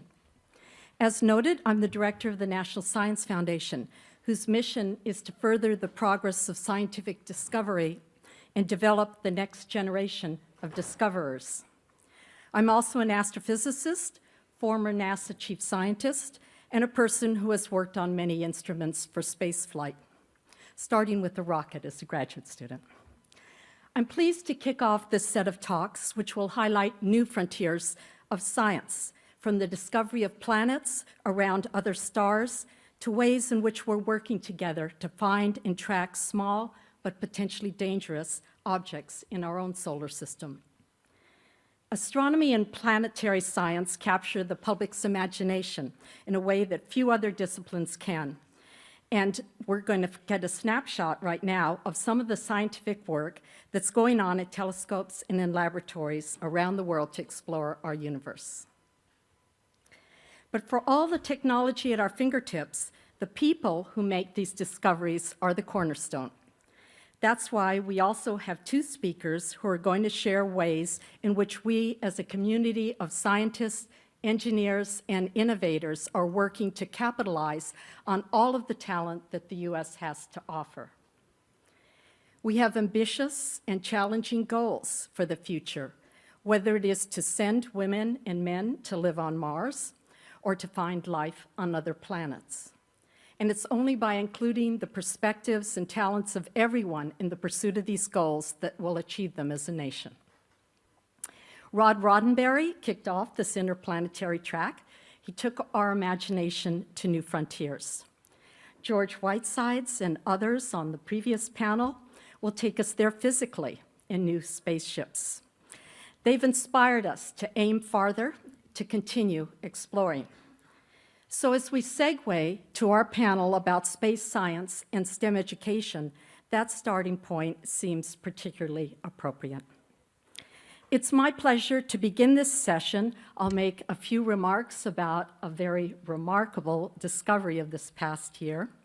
But then I look forward to hearing and learning from Amy Meinzer from JPL, Lucianne Walkowitz from Adler Planetarium, Jadida Isler from Vanderbilt, and Wanda Diaz-Merced from the IAU Office of Astronomy for Development. She will culminate a session that we hope will get us all thinking about all the challenges and opportunities before us. So let me start with a few remarks. It's been a big year for the National Science Foundation and for astrophysicists and space science enthusiasts everywhere. While we often see a broad range of impacts from investments in fundamental research, so think of 3D printing, first grant was actually given by NSF to UT Austin researcher. Laser eye therapy, the stuff in your smartphones. This year, our funding support led to one of the century's biggest stories of discovery: the detection of gravitational waves from two merging black holes 1.3 billion light years away. It opened a window to the universe that compares, some say, to when Galileo pointed his telescope first towards the night sky. It launched a new frontier called gravitational wave astrophysics. It all started 100 years ago with Einstein's theory of general relativity. He predicted gravitational waves, but quick calculations showed him that their detection would be far beyond the technological capability of the time. Yet about 40 years ago, scientists and engineers started asking, what if? They challenged themselves to design instruments so sensitive that just possibly they could go after Einstein's prediction. NSF had the vision to underwrite early work on gravitational wave detection and to continue that support to the present. With Caltech and MIT in the lead, engineers and scientists built LIGO, the Laser Interferometer Gravitational Wave Observatory, which is actually two widely separated detectors, one in Washington State and the other in Louisiana. This image shows each of them. With the technique called interferometry, they're able to detect a displacement only a tiny fraction of the width of a proton. What the instruments detected 1 year ago was the unique waveform shown in this slide. It represents the signature of two large black holes colliding. See the depiction in the same slide. A realization made possible with sophisticated computer modeling. And a few months later, the LIGO team detected a second such event, affirming that LIGO is a true observatory with potential for revealing new insights into matter at the highest densities and pressures. The world is looking forward to what LIGO is going to see in its next run that starts later this year, when its sensitivity is expected to increase 20 to 30%. More than 1,000 researchers are on the discovery papers. They're from all around the world, and they helped realize this dream. And many of them are just starting their scientific careers as graduate students and postdocs. And the collaboration continues to grow. Italy has a similar detector, soon to be operational. Japan is building one too. And just this past week, India announced the location for its LIGO detector. Through these kind of collaborations, we'll eventually be able to zoom in on the positions of the sources of gravitational waves and hopefully identify them. And then there's a gravity space mission called LISA on the horizon. This discovery heralds a whole new field of astronomy that we call multi-messenger astrophysics. For the first time, we can observe the universe in several different but complementary ways. We can detect electromagnetic waves from X-rays and gamma rays to microwaves and radio waves using telescopes in space and on the ground. Here we see on the left NSF's ALMA millimeter wave telescopes at 16,000 feet on the Chilean Altiplano. We can detect particles from neutrinos, neutrinos from space, using ground-based telescopes like IceCube at the South Pole, which is shown in the middle of the slide. And we can detect gravity waves with LIGO. My slide shows some of the breakthrough scientific questions that we may be able to address with all of these instruments working in tandem. These are questions that have challenged humanity for hundreds or thousands of years. President Obama recently noted, scientific discovery doesn't happen with the flip of a switch. Those are words that we live by every day at NSF, appreciating that investing in scientific research is a high-risk and high-reward endeavor. It took decades and a lot of trial and error before scientists and engineers achieved a working instrument with the sensitivity to detect a tiny perturbation in the fabric of space-time. But their persistence paid off. As Einstein said, you can read the sign, "I told you so." And a new frontier has opened. So thank you. And let me now turn to a series of lightning talks that will be started by Dr. Amy Meinzer of NASA's Jet Propulsion Laboratory.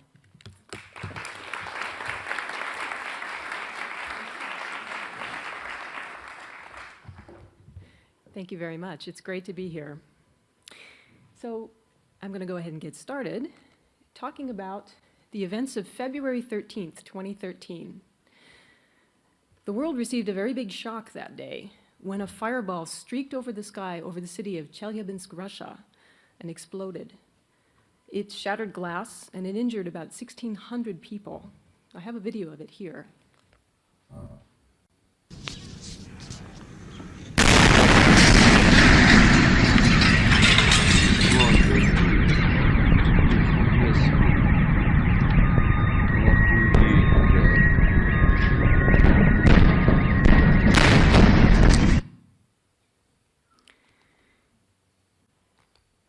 The event was a complete surprise. There was no warning. That's because the object came from the direction almost directly behind the sun. This is a place on the sky that's very hard for observers on the ground to look. We now know that the object was small. It was about 20 meters across. That's sort of roughly the size of this auditorium, or a little smaller. Pieces were actually recovered. I've got one here. And you can see that it's a stony object. We can tell from the little veins running through it that it is a shattered fragment of a much larger object that's experienced many, many collisions over the past tens to hundreds of millions of years. It's kind of strange to think that this little piece of rock right here was floating around in space just a few years ago. Of course, this is by no means the only evidence that we have of impacts on Earth. Our planet is covered with craters. I've got a few of them here. And they range in size, these ones, from about a kilometer across to structures that are about 100 kilometers in size. And you can just look at our moon. Our moon is covered with craters as well. In fact, this may be some of its most distinguishing features are the numerous craters that cover its surface. Perhaps the most famous impact, however, is this one that occurred in the Gulf of Mexico 65 million years ago. This very large impactor was responsible for the extinction of the dinosaurs, and it's quite likely that life on Earth would be profoundly different if that event hadn't happened. So all of this raises a few questions. How often does this happen? What should we do about it? What are we doing about it? To the first question, how often? We know that these impacts must be relatively rare or we wouldn't be here. Very large impactors really can't happen that often. And even impactors that are smaller but still capable of causing regional damage are also relatively rare. But the trouble is, when we try to predict the chance of an impact on human timescales, it's difficult to do because these events are random and they are very rare. So, however, the consequences can be severe. And even though the risk is low, because of the high potential consequences, it's not something we should completely ignore. We need to be doing something. So one of the reasonable things that we can do to predict the chance of a big impact on human timescales is relatively simple. Just go look for the asteroids. We can just go look and see if there is anything out there that is on an impact trajectory with the Earth. Now, the question is, are we doing this? And this is where there's a lot of good news. We have been making incredible progress over the last few years. At this point, more than 95% of objects that are large enough to cause global impacts like this impact here have already been found, and none of them are on an impact course with Earth. That's very good news. And at present, NASA-funded surveys are finding most of the new near-Earth asteroids and comets that we discover at present. We now have plans and procedures in place to notify our government and others should something ever be found that is on an impact trajectory. NASA's recently formed its Planetary Defense Coordination Office. This is an office that's charged with overseeing all of the work on near-Earth asteroids and comets and coordinating with our agencies in our government as well as in other governments around the world. And finally, NASA's Near-Earth Object Program has expanded by more than a factor of 10 over the past 6 years. This has given us a lot of ability to learn more about the population. So all of this is very good news. And now, surveys like these ones here in the American Southwest, in Hawaii, and even in space, are now discovering, like I said, the bulk of the objects. And at present, the good news is we've found about 25% of the objects that are large enough to cause severe regional damage. These are objects that are larger than roughly 100 meters in size. So that's very good news. We've made a lot of progress. Of course, 75% of these objects still remain to be found, so we clearly have more work to do. We've got our work cut out for us. But this is all very good news in the sense that we've come a long way from the days when astronomers used to regard asteroids as the vermin of the skies, and we now have within our capability the means to predict at least this aspect of our future. Asteroid and comets their impacts can be predicted with great precision if we just do the work to look out for them. And this will help to ensure a favorable future for Earth and its biosphere. Thank you.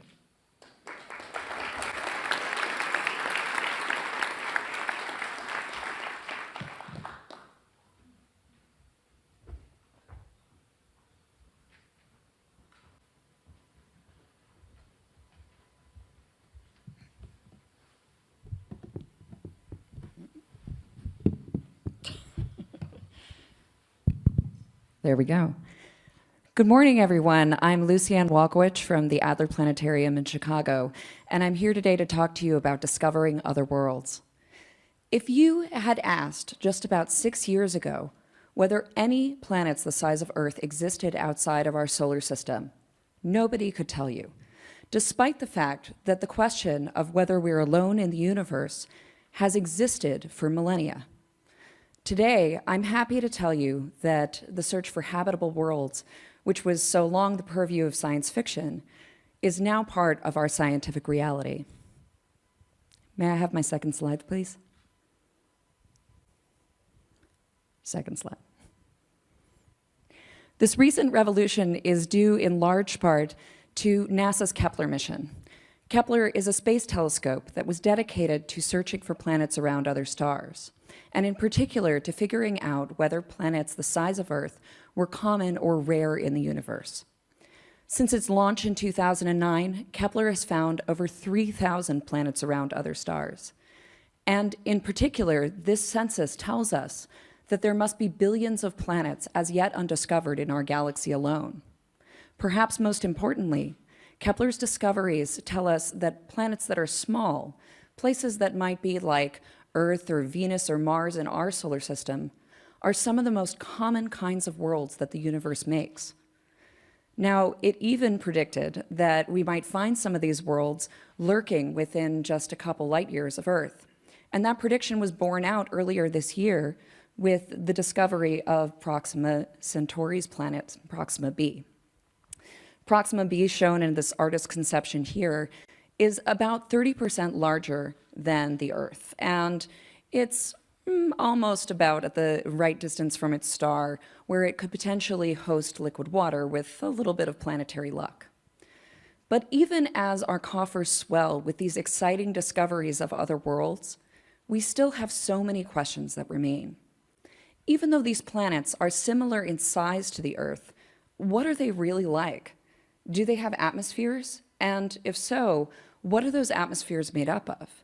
Do they have liquid water? Do they even have oceans?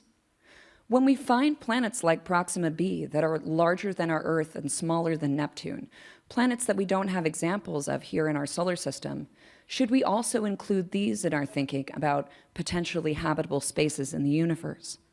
And what about habitable moons? Most tantalizingly, what about the search for life? What should we look for? How will we detect it? And if we detect it, will we recognize it? I'm happy to report that the missions that are a veritable fleet of them about to launch and forward some of these questions, provide the answers that we so desire, are right around the corner. And I'm showing just a couple of examples here.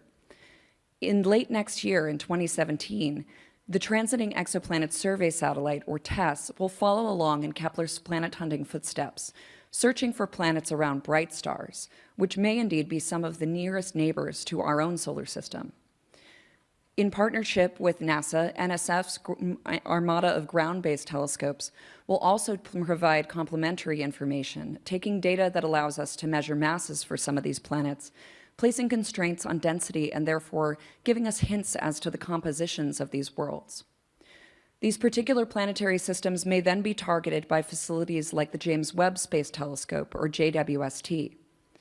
JWST, whose mirrors I'm showing here, will allow us to see light that either bounces off or filters through the atmospheres of these planets. And that will provide us some of the hints of what the planet's atmospheres might be made up of and what their atmospheric conditions might be. In the next decade, missions like WFIRST will help us fill in some of our gaps by measuring planets and discovering them in areas of solar systems that we're not capable of currently finding planets, and might even begin to capture some of the light from the planets themselves. And indeed, as we look forward into the next decade beyond, things get even more exciting. With many of the missions that are under current consideration and study, like LUVOIR, HABEX, and even some smaller imaging missions through public-private partnerships, we'll be using technologies such as star shades, which we've never tried before. These missions will try to block out some of the glare from the parent star that so often obscures these planets from our view. and we might even be able to start to detect light from the planets themselves. If we can do that, we might be able to measure planets' colors and get a sense for what their atmospheres are made of, and also what their surfaces might be like, and maybe even detect that first glint off an alien ocean.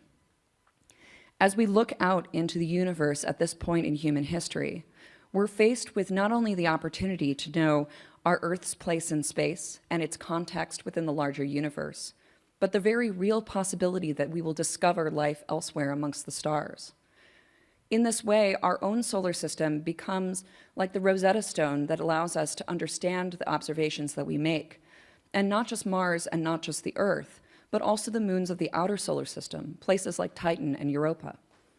So as a species that is uniquely capable of contemplating its place in space, not just mentally, but technologically, it's a pretty great time to be alive. As my colleague Jason Wright often so poetically puts it, exoplanets are really unique in that they seem more like the many, many other wonderful things that one can study in astronomy. They really seem like places, and we can imagine ourselves there. And now that our technologies are coming online, we can actually try to find out what it might be like to be there, in fact. And so as we look out into these solar systems around other stars, we have this amazing opportunity because these planets aren't just abstractions. They're real places, and they're opportunities to open the gateway into fascination with science and technology, and also into the very simple, deceptively simple fact that the universe can be known just as we know ourselves. And so while finding habitable worlds and the search for life in the universe was once something of science fiction and is now our science reality, the questions that it asks are really fundamentally human. Thank you.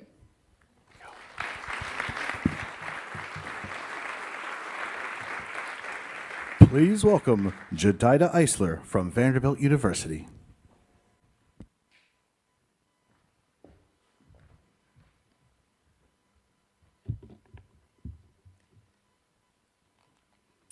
In 1962, when NASA engineers flung John Glenn off the surface of the Earth and into orbit around our planet, he took with him the hopes and dreams of engineers and scientists who had worked tirelessly to make the journey possible.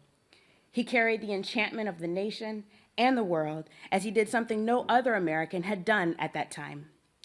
But he also brought along with him the legacy of exclusion and legally codified segregation that plagued the United States at the time.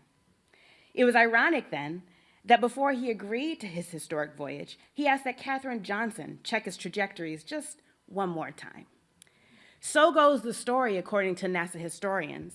And with his successful mission, so began the glorious reign of the Apollo generation. Glenn's question reached across the color lines, through the sentiment of the day, and entered into a deeply respectful and collaborative engagement with a Black woman, mathematician, who had solved the complex equations necessary to predict the orbit along which Glenn was about to embark. What made this moment transcendent was not just that Glenn was a white man asking a Black woman for help, but that this Black woman was pivotal to Glenn's and subsequent spacefarers' ability to successfully complete their voyages. And not just that, she was able to contribute such a thing in a society and at a time that put a no on virtually every opportunity that an African American and an African American woman might pursue. As exciting as Glenn's voyage was, it will forever be marred by its overt exclusion of particularly African Americans, but also women, people with disabilities, and other marginalized populations in American society. That was almost 60 years ago. This time around, we have the opportunity and the obligation to engage our entire population in this epic journey. We are now firmly in the Mars exploration epic, a unique moment when we as a nation have decided that it's time to push the bounds of our collective abilities and venture out once more into the ultimate frontier of space. We again need a paradigm shift to successfully place a woman on Mars. In classrooms across the nation at this very moment, those that President Obama has called the Mars generation are preparing to join this mission. Some of them are in the most elite prep schools from kindergarten to college. Some of them are in our nation's poorest and most under-resourced schools. Some of them are watching right now, keyed in to the cutting edge of American innovation. Some of them are fighting for current textbooks, clean water, and a chance to be a part of this momentous conversation. Their potential knows no bounds of race, class, gender, or ability status.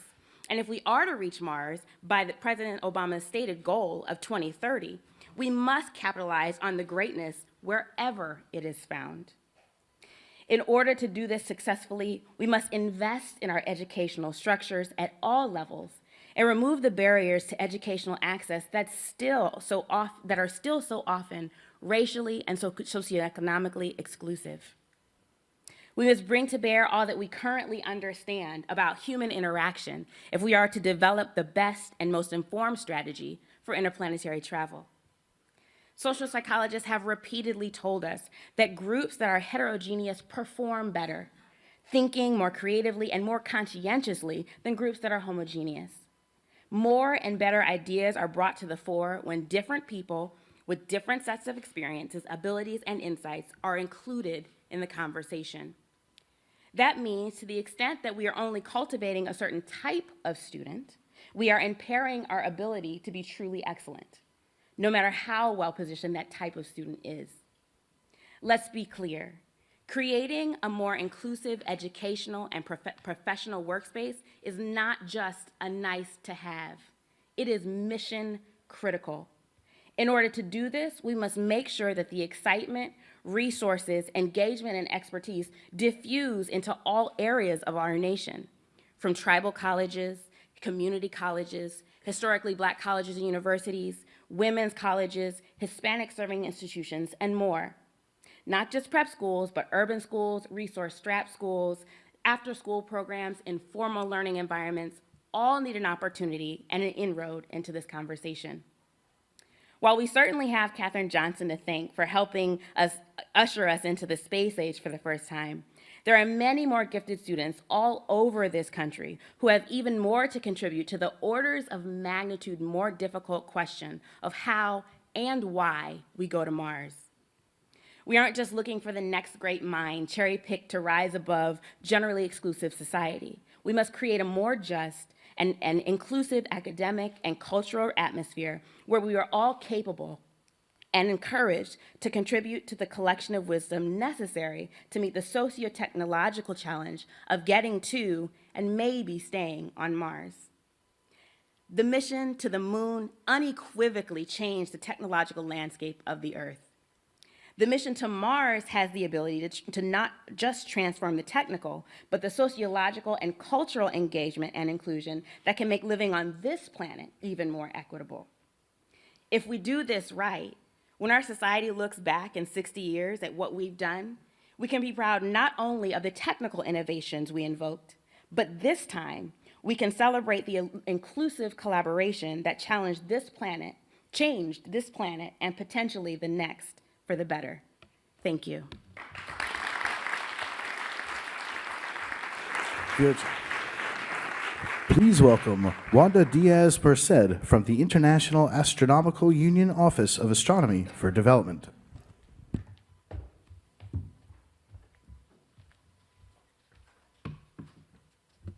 Good morning. Good morning. Sorry for the delay getting on the stage. And what am I going to say, right? Everything has been said this morning.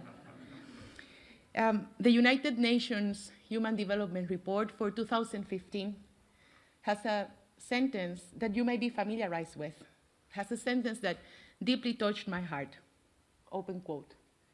A critical human deprivation is not using, misusing, or misusing, or underusing the deep human potential of people for human development enhancing work, end quote. When I lost my sight during my university studies and being part of such an old science as physics, which has influenced the greatest technological advances, I thought, this is it. These people are so smart, and there must be a scientific reason for the amount of disabled people in the field to be so little as compared to the amount we are in the community. I also thought my space science community, which I dearly love and respect, must have tried other sensorial capacities to study and explore the data that may have not worked. Astronomy is an ancient science. Its development may be due to a basic human urge to explore the external world, an urge that we all have. I forgot what I was up to say, but it's an urge that we all have. By default, and trying not to give up, I began to use sound to study my data sets. And while analyzing data from a spacecraft exploring for gradients in a region of space known as the inner heliosphere, I decided and began to study if the use of sound could help this professional community to do a better analysis of their data. I wanted to produce a paper with that scientific evidence. It helps or it doesn't help. I carried experiments, my team and I carried experiments, and we evidenced that when a traditional astronomer uses sound as an addition to visual display, it increases your sensitivity or our sensitivity to events that may be difficult to identify with the eye and that may be of importance. At the same time, my mentor, Professor Matthew Schnetz, evidenced with other experiments that people with dyslexia are more sensitive to events that are located at the periphery of the visual field than a traditional astronomer. Can you imagine the applications of all this, of translating space data into sound, to search for the unknown, for vigilance tasks, and possibly to teach patterns of speech or rhythms of spoken words to kids in the autistic spectrum?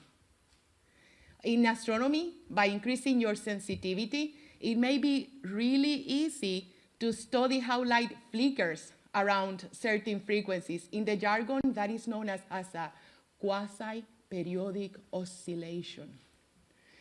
That is when you're studying X-ray data for variable stars.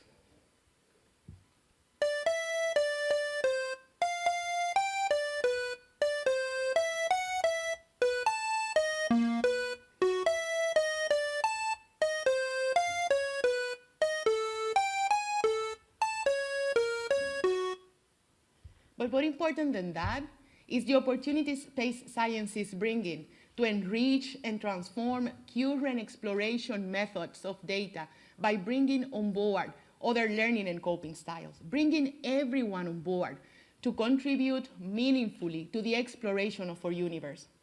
For example, in exoplanet exploration, we may treat each photometric data point as a musical note, with the pitch determining the brightness and the duration of the note determining the length of a typical or probable transit.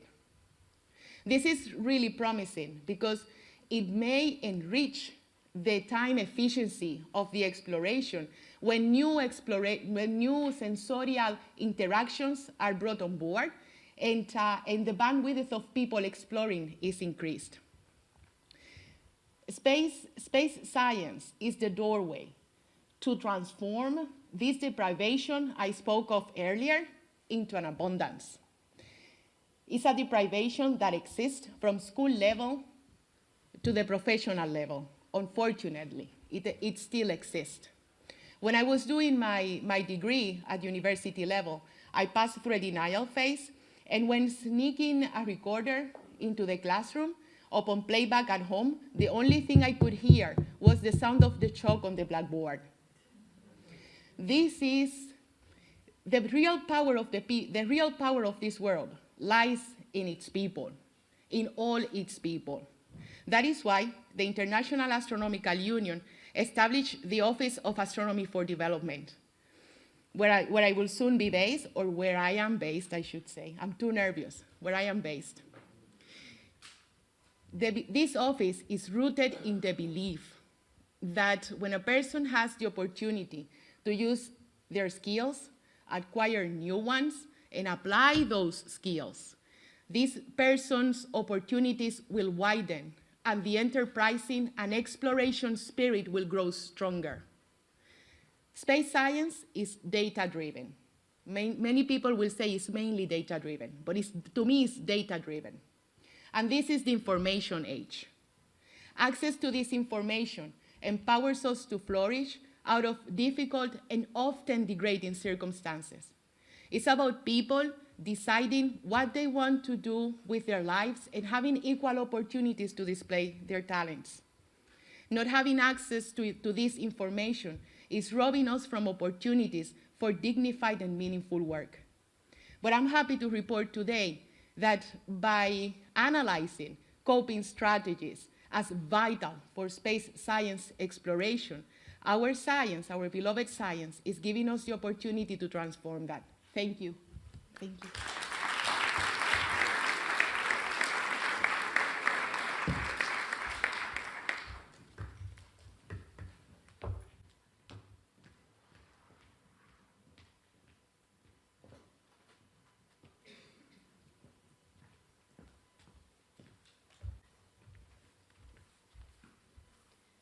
Please join me in thanking the speakers from the first half of our program one more time.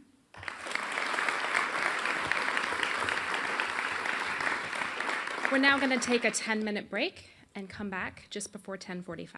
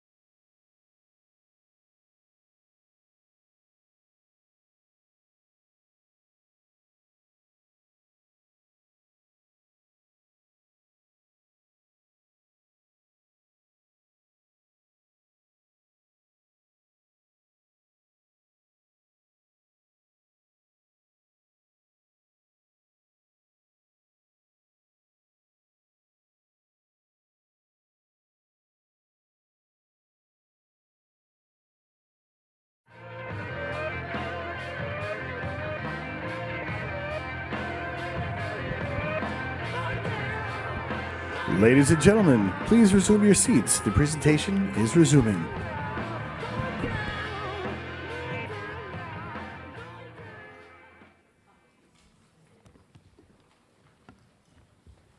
Welcome back. I'd like to bring up to the stage now Robbie Shingler, co-founder and chief strategy officer of Planet, for a talk on how small satellites are revolutioning the way we see our own planet.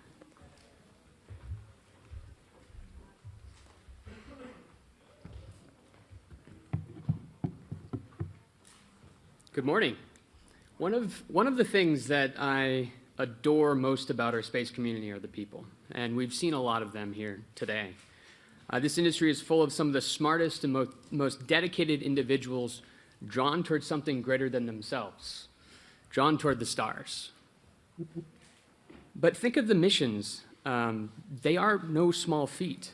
Searching for new solar systems, understanding the cosmos, becoming a multi-planetary species, and increasing sustainable living here on Earth. These are all huge challenges with potential great global impacts that have inspired generations of entrepreneurs, researchers, scientists, and builders to join the space community.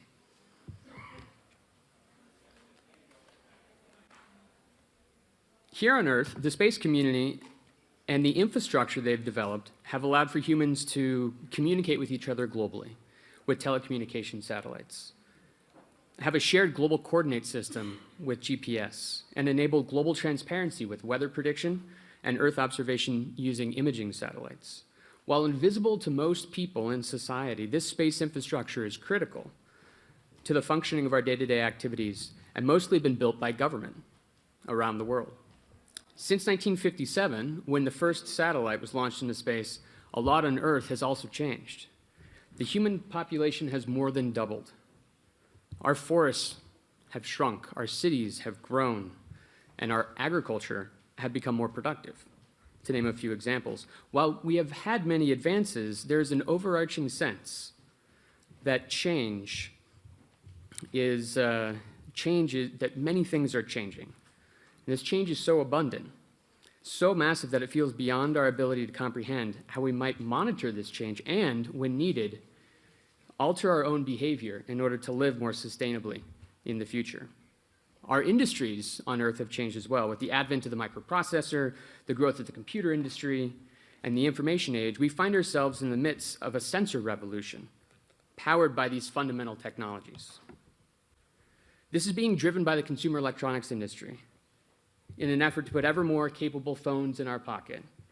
The sensors in these phones and the gadgets, the components, the connectors are ruggedized, mass-performing, and miniaturized, and are enabled connecting homes, self-driving cars, and high-flying drones. Oftentimes, great innovation occurs when innovators follow a convergence of trends and borrow solutions from one industry and apply it to another. This is where Planet fits in. At Planet, we set out to bring this terrestrial sensor revolution into space. If we can leverage the sensors powering the consumer electronics industry, then we can miniaturize the satellite and mass produce them and create a disaggregated sensor network in space to collect a new data set.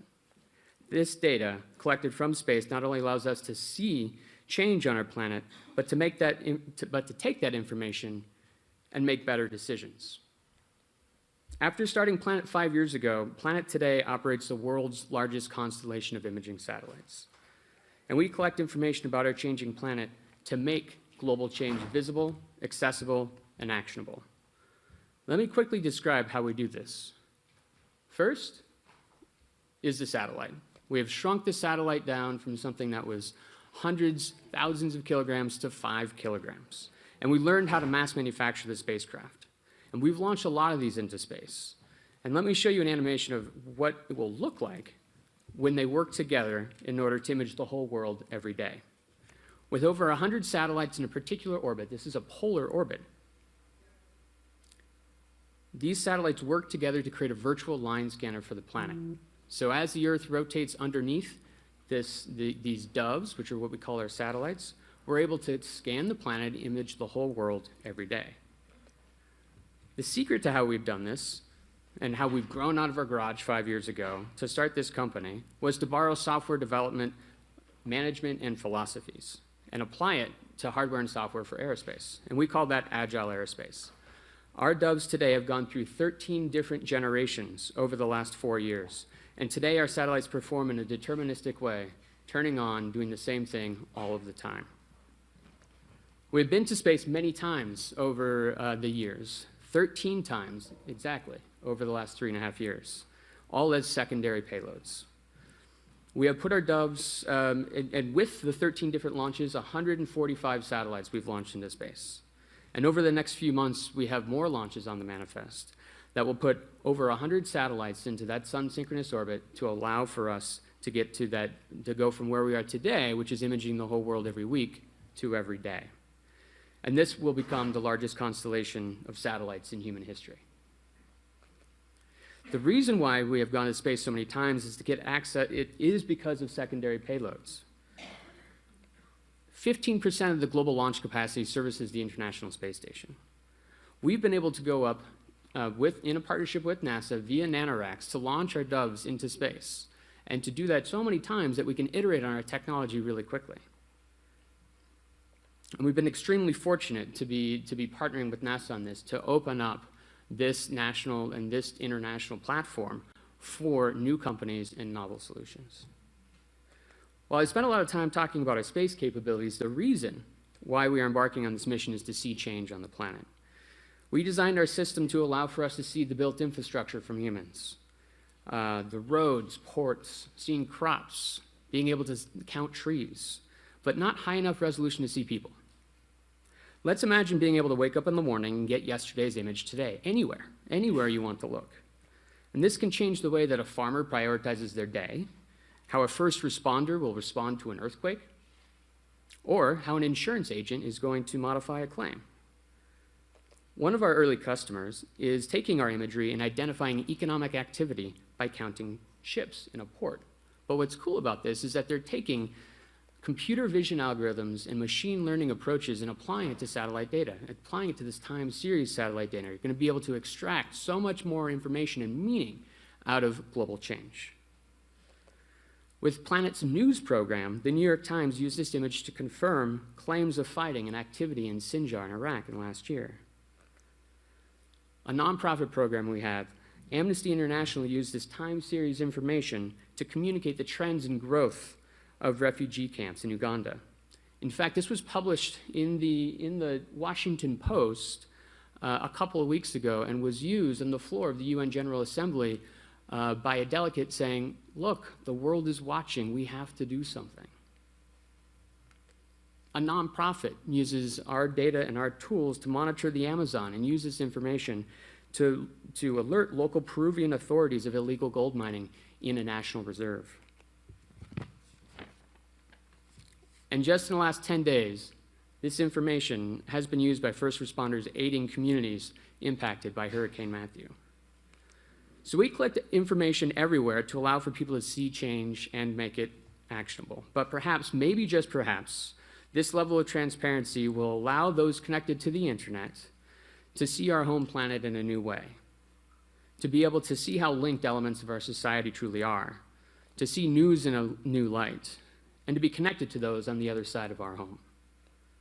Together, this increase in information and connectivity will act as a nervous system for the planet. Pretty soon, we'll be able to know truth on the ground like never before. And we'll have the tools to make better decisions. But let me go back to the broader movement. The growth in the space community, the development of space infrastructure, and the collection of new data types is a sign of very recent progress. In the last 5 years, the space community has experienced a shift in its behavior. Bringing the sensor revolution into space means that the satellite can be smaller. If the satellite is smaller, then it costs less to get one into space. These smaller satellites can be built quicker, more efficiently, perhaps more affordably, allowing for missions to be responsive and take increased risk if appropriate. Collectively, this has resulted in a considerable decrease in the barrier of entry into space for new actors and new uses of space activity. It seems that with each passing month, there's a new space-bound company or initiative and that is announced, and that is extraordinary. It's like a new breed of aerospace entrepreneurs are forming with innovation coming from unlikely places to create new low Earth orbit missions. We are finding ourselves at a rebirth of space activities, otherwise known as the space renaissance. And governments have been the driving force of space activities since the very first satellite went up. And today, many governments are embracing this space renaissance. In the United States, we have the policies in place and the leadership in place and committed to shift how things have historically been done to encourage new approaches in space. This means that the government is embracing the fact to be one of many commercial customers rather than being the only actor. The government is creating a new regulatory environment that facilitates the space renaissance, not just with oversight, but with foresight and insight into creating this into the next new industry. There are many entrepreneurs and engineers captivated by the unknown to drive and dedicate themselves to work on hard societal and technological challenges. They are around you today. They are in their garage, side project at their work. They are in a government lab. This is our team 5 years ago today. We are now 375 people strong and growing. But I put this up here because today, perhaps there are hundreds or thousands of teams like this all around the world, employing new approaches to old problems and enabling new missions that were not possible before. This is the space renaissance, and this is the beginning of what could become the next new industry in the 21st century. Thank you.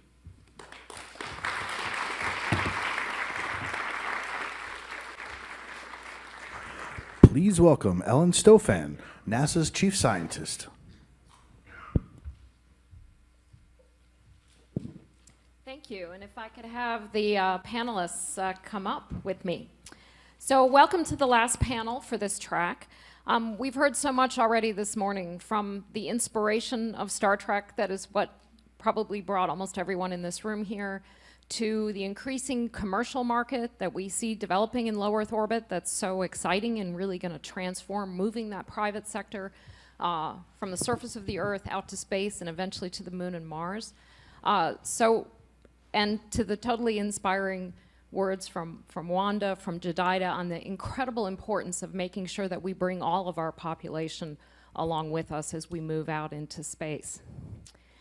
But now it's time for you to join the conversation with our panel of experts as we talk about following through on the President's vision.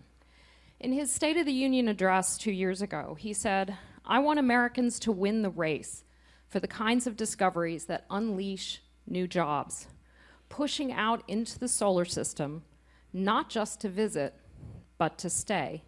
And you saw him amplify on that just a few days ago with his op-ed piece on CNN.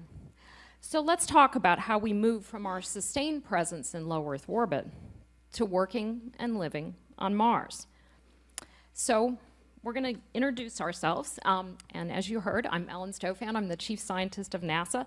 And I'm a planetary geologist, so I'm passionate about getting future scientists and engineers working in a lab on Mars, finding evidence of past life on Mars, and using that to better understand the nature of life itself. So Heather, you can start out. Hi, I'm Heather Hava from the University of Colorado Boulder, working on my PhD in aerospace engineering and bioastronautics. And I'm also a NASA Space Technology Research Fellow and an entrepreneur working on stellar synergetics and autoponics, two startups that we're excited about. Hi, everybody. My name is Jason Dunn, and I'm one of the co-founders of a company called Made in Space, which was mentioned a little bit earlier today. So I'll just say a little bit about what we do. We help, with NASA, we help pioneer space manufacturing. So what we did was we started to develop 3D printers that could work in space. And the first one went up in 2014 on the space station with NASA. We learned a lot about how to make 3D printers work. Then we built another one and flew it in, actually it flew up this year in 2016. And now that it's in operation, it's available for everybody on the planet to access. So everybody in the world can fly things to space digitally by sending the information to the printer and then having it be printed out. And the reason we started the company is because actually all of us wanted, as all of us founders, really want to go to space one day. And we were looking at all the ways to make space exploration in a way Earth independent. How do you go to Mars and not have to bring everything you need with you? And obviously to us, manufacturing is one of those technologies that you have to do that. Red? I'm Red Whitaker with Astrobotic Technologies and Carnegie Mellon University.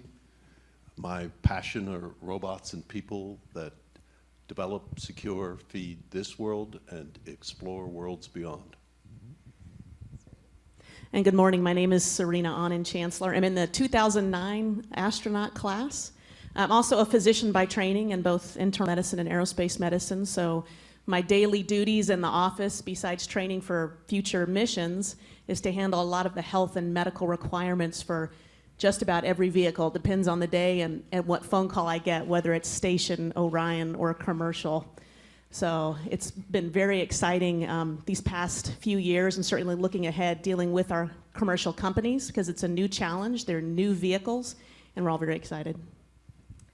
Excellent. And Serena, I'm going to start with you, because we've been hearing a lot today about humans beyond low Earth orbit, humans on Mars, and of course we're here to talk about long duration presence of humans in space. So what physiologic challenges would astronauts face on a mission to Mars, on the surface of Mars, and let's not leave out that big one, radiation? Great question. So certainly on board the space station today, a lot of you may know that when astronauts get into low Earth orbit and first experience microgravity, you see almost an immediate loss in bone mass and muscle mass. Even your neurovestibular system starts to remodel for being up in space. We've seen changes in the eyeballs of astronauts as well. Some astronauts manifest that a little bit more than others. But our challenge, because we do have a limited subject base, we've got a lot of experience with short duration shuttle missions, and then moving on to 6-month ISS, but very little experience past 6 months. Luckily with Scott Kelly's flight, the 1-year mission that came back not that long ago, we gained a little bit more knowledge, but that's a case study, that's one person. So our challenge is, how do we extrapolate those changes into a much longer duration mission to Mars, where people actually live on a surface of partial gravity for some time? One thing we do at NASA is develop countermeasures. So when our astronauts are on board the station every day, they exercise 2 different ways: aerobic, meaning they run or they bike, and they lift weights to try and counter a lot of those changes. And we've gotten really good at that. They come back looking really good. Some of the other problems that we face, though, we're still working on, such as the changes we do see in the eyes. As Ellen mentioned, radiation. So the interesting thing about radiation is we don't have a great analog for it here on the ground. The way we study radiation right now and radiation's effects are very different from what astronauts experience on board the space station. So it's very difficult to take a mouse or some other animal and expose it to radiation on the ground and say, this is what happens to the human. It's a very difficult path to try and make that connection. And then, of course, I don't want to leave out behavioral. Behavioral is key. So right now on board the space station, Dr. Kate Rubins is up there. She and I talk twice a week. She calls down. She's so excited about the science. And we talk for as long as she's able. But we can talk instantaneously, just as if she were standing down the street. So as humans travel out further towards Mars, and as the little blue dot, Earth, becomes smaller and smaller, and contact with their family becomes tougher and tougher, how do we counter that? Again, we've gotten really good in low Earth orbit, but our bigger challenge is going beyond. Excellent.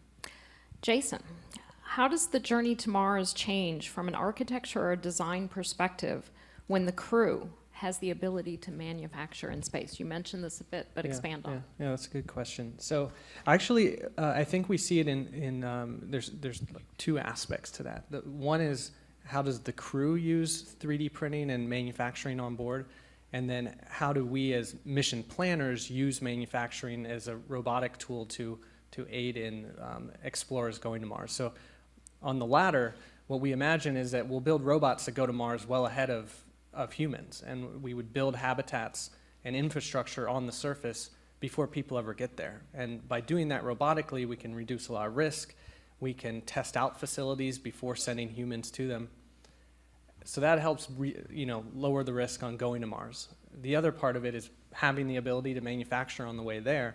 What we found is when we started doing the work on the space station with NASA, our partners at NASA ran a study and looked at everything that had failed or broken on the space station to date, and they found that about 80% of those things that had broken were candidates for repair on the space station had the manufacturing technology existed. So the way it works today, though, is there's just a huge amount of spare parts that are brought, redundancy across the board, which means a lot of the volume of a space vehicle like the space station is taken up with spare parts. And you could imagine if all you had was some fancy 3D printers and all the material to build the things you need, you could reduce that stowage volume and increase crude volume or experiment volume or volume to do useful things. And that really will change the perspective for when we think about how to send people on such a long journey. Excellent. Heather, talk to us about life support. How do bioregenerative life systems keep astronauts alive, healthy, and happy? That is one of my favorite questions to talk about. There's several things that actually the other two speakers have already mentioned, and one of the interesting things is bioregenerative life support systems. Very long to say, so we like to abbreviate it as BLISS, and I say nature is bliss, because really we want to bring what the Earth does for us for life support and bring it down to a small scale and make that available for long-term missions. And it becomes the sticking point. We've heard a lot of people speak about launch capability and landing and all of these other radiation, but once you get there, if you really want to stay and you want to live off the land, this is where we have to go. And so as far as keeping people alive and healthy, the big thing we lose is the happy piece. And that is something with these systems, we can use them to counteract some of that effect. And you get stress reduction, you go out for a hike or you go out for a jog or whatever. We can provide that to astronauts by having these small scale bioregenerative life support systems. And that's some of the research I'm working on. But we want to quantify that because, of course, engineers love numbers and they always say, well, how much benefit are they going to get? And that's very difficult to do, but we are sending the research to an 80-day mission at the Mars Desert Research Station, and we'll be able to do some of that quantification. So it's pretty good stuff. Excellent. Red, since living in space is innately human, and we're talking about getting humans beyond low Earth orbit, why are robots so essential to these initiatives, and what are the robots' roles? The robots are essential, mentioned in so many keynotes and panels and even right here. And the robots to support human mission are highly evolved and different in role than for exploration, which is passive. So explorers drive and view and obtain data, and robots that support human missions are robots at work. And already mentioned and important is to prepare site and to build. Maintenance is a big part of it, but to provide the utilities, which are at least producing food and water and oxygen, heating, cooling. Radiation is mentioned already, and robots have the prospect to discover siting for habitat that could exploit the pits or caves, which are innate protection from radiation, thermal, and others. And caving absolutely will be robotic before it's human for a lot of good reasons.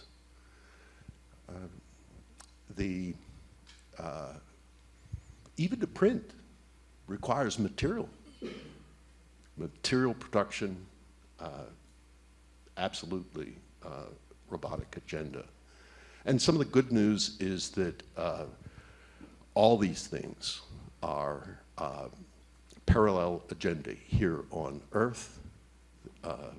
where they are huge markets and where that is parallel enterprise. In some ways, the machines are already farming and building, driving, and operating in energy and utilities. And there's lots more of that to come. Excellent. So this is a Q&A panel. So you guys have been listening all morning and sitting, and now you can participate. So questions for our panel, topics? There's a microphone coming around. Hi there. I'm looking a little bit at President Obama's statement from, was it yesterday or 2 days ago? He talked about seeing humans in space permanently, and then you had Charlie Boland's thing also, and Dr. Holdren's piece talking about settlement. And since we're talking about long-term habitation and permanence, my question is right now, are we looking, is settlement the realization of what we're doing? Is it a goal of what we're doing? Is it the goal of what we're doing? And I'm looking at it both, I'm curious as both from a personal perspective, from a company perspective, from a nation perspective, from an agency perspective. You know, I'll start with a scientific perspective because, you know, that's my background. If you're trying to find evidence of past life on Mars, having one sample or 2 rock samples isn't going to cut it. You've got to break open a lot of rocks. You've got to analyze that. You've really got to understand, did life evolve on Mars? What does that life look like? What can it tell us about the origins of life here on Earth? That's going to take a laboratory on the planet, so it's going to take a sustained presence. And I do think that's critical to the exploration, and I think that's what motivates. Obviously, you have economic motivation, you have inspirational motivation, but to me, it really comes back to the scientific motivation of why we're going to Mars in the first place. So I do see that long term. So, anybody? Well, there certainly will be the kind of motivations for private enterprise, since things like providing utilities or providing materials or providing services can be bought by the kilogram and be space enterprise in their own right. I mean, certainly from an exploration standpoint, you know, we've done very well on board the space station of having folks live and work up there very successfully for 6 months to even a year. Now, that's with a lot of support from the ground. So is it very autonomous? No, it's not. We have a lot of folks that help us out daily on the ground. Things do break a lot. We're fixing them all the time. So moving to Mars next is going to force it. It's a forcing function to get us to be more autonomous, to build more robust engineering technology. And then who's to say, however many years from now, once we successfully land and habitate on Mars, where do we go from there? Mars is not the last stop. I'm almost positive. That's just one more step in exploration. It's the next step, and we're ready for it, or we're getting ready for it, but it's certainly not the last stop. I would maybe just to, sorry, you want? No. Okay. So probably from my personal perspective and then also the company Made in Space perspective. Personally, I'd like to see settlement happen. That's why we started this company, is we believe in having humans on more than just one spot in the universe. But from the company perspective, how do you build business around that? It's not just settlement. It's what we really are trying to do is create jobs in space, create work to be done there, so that there's a reason for lots of people to be in space. So we're looking at you know, what can be made in space that can become a product, in those places, or maybe even back on Earth. So you can create a reason, an economic reason for there to be people living in space, to build things that build a new economy. I can't wait till we have a product and you're just made on Mars again. I'll be the first buyer of that product. I just like to add on to what he mentioned. I think that a lot of the other speakers kind of talked about this to an extent, which is we have to become a multiplanetary species. I think that is just inevitable if we want to be a universal species on the universal time scale. And that becomes, you know, the difference of explorers have always gone out and explored, and they brought everything with them, and they didn't know what they were going to find, but what they were looking for was a place to settle. And pioneers went across and settled that land, and they couldn't take everything with them. They went there to live off the land and really utilize the resources there.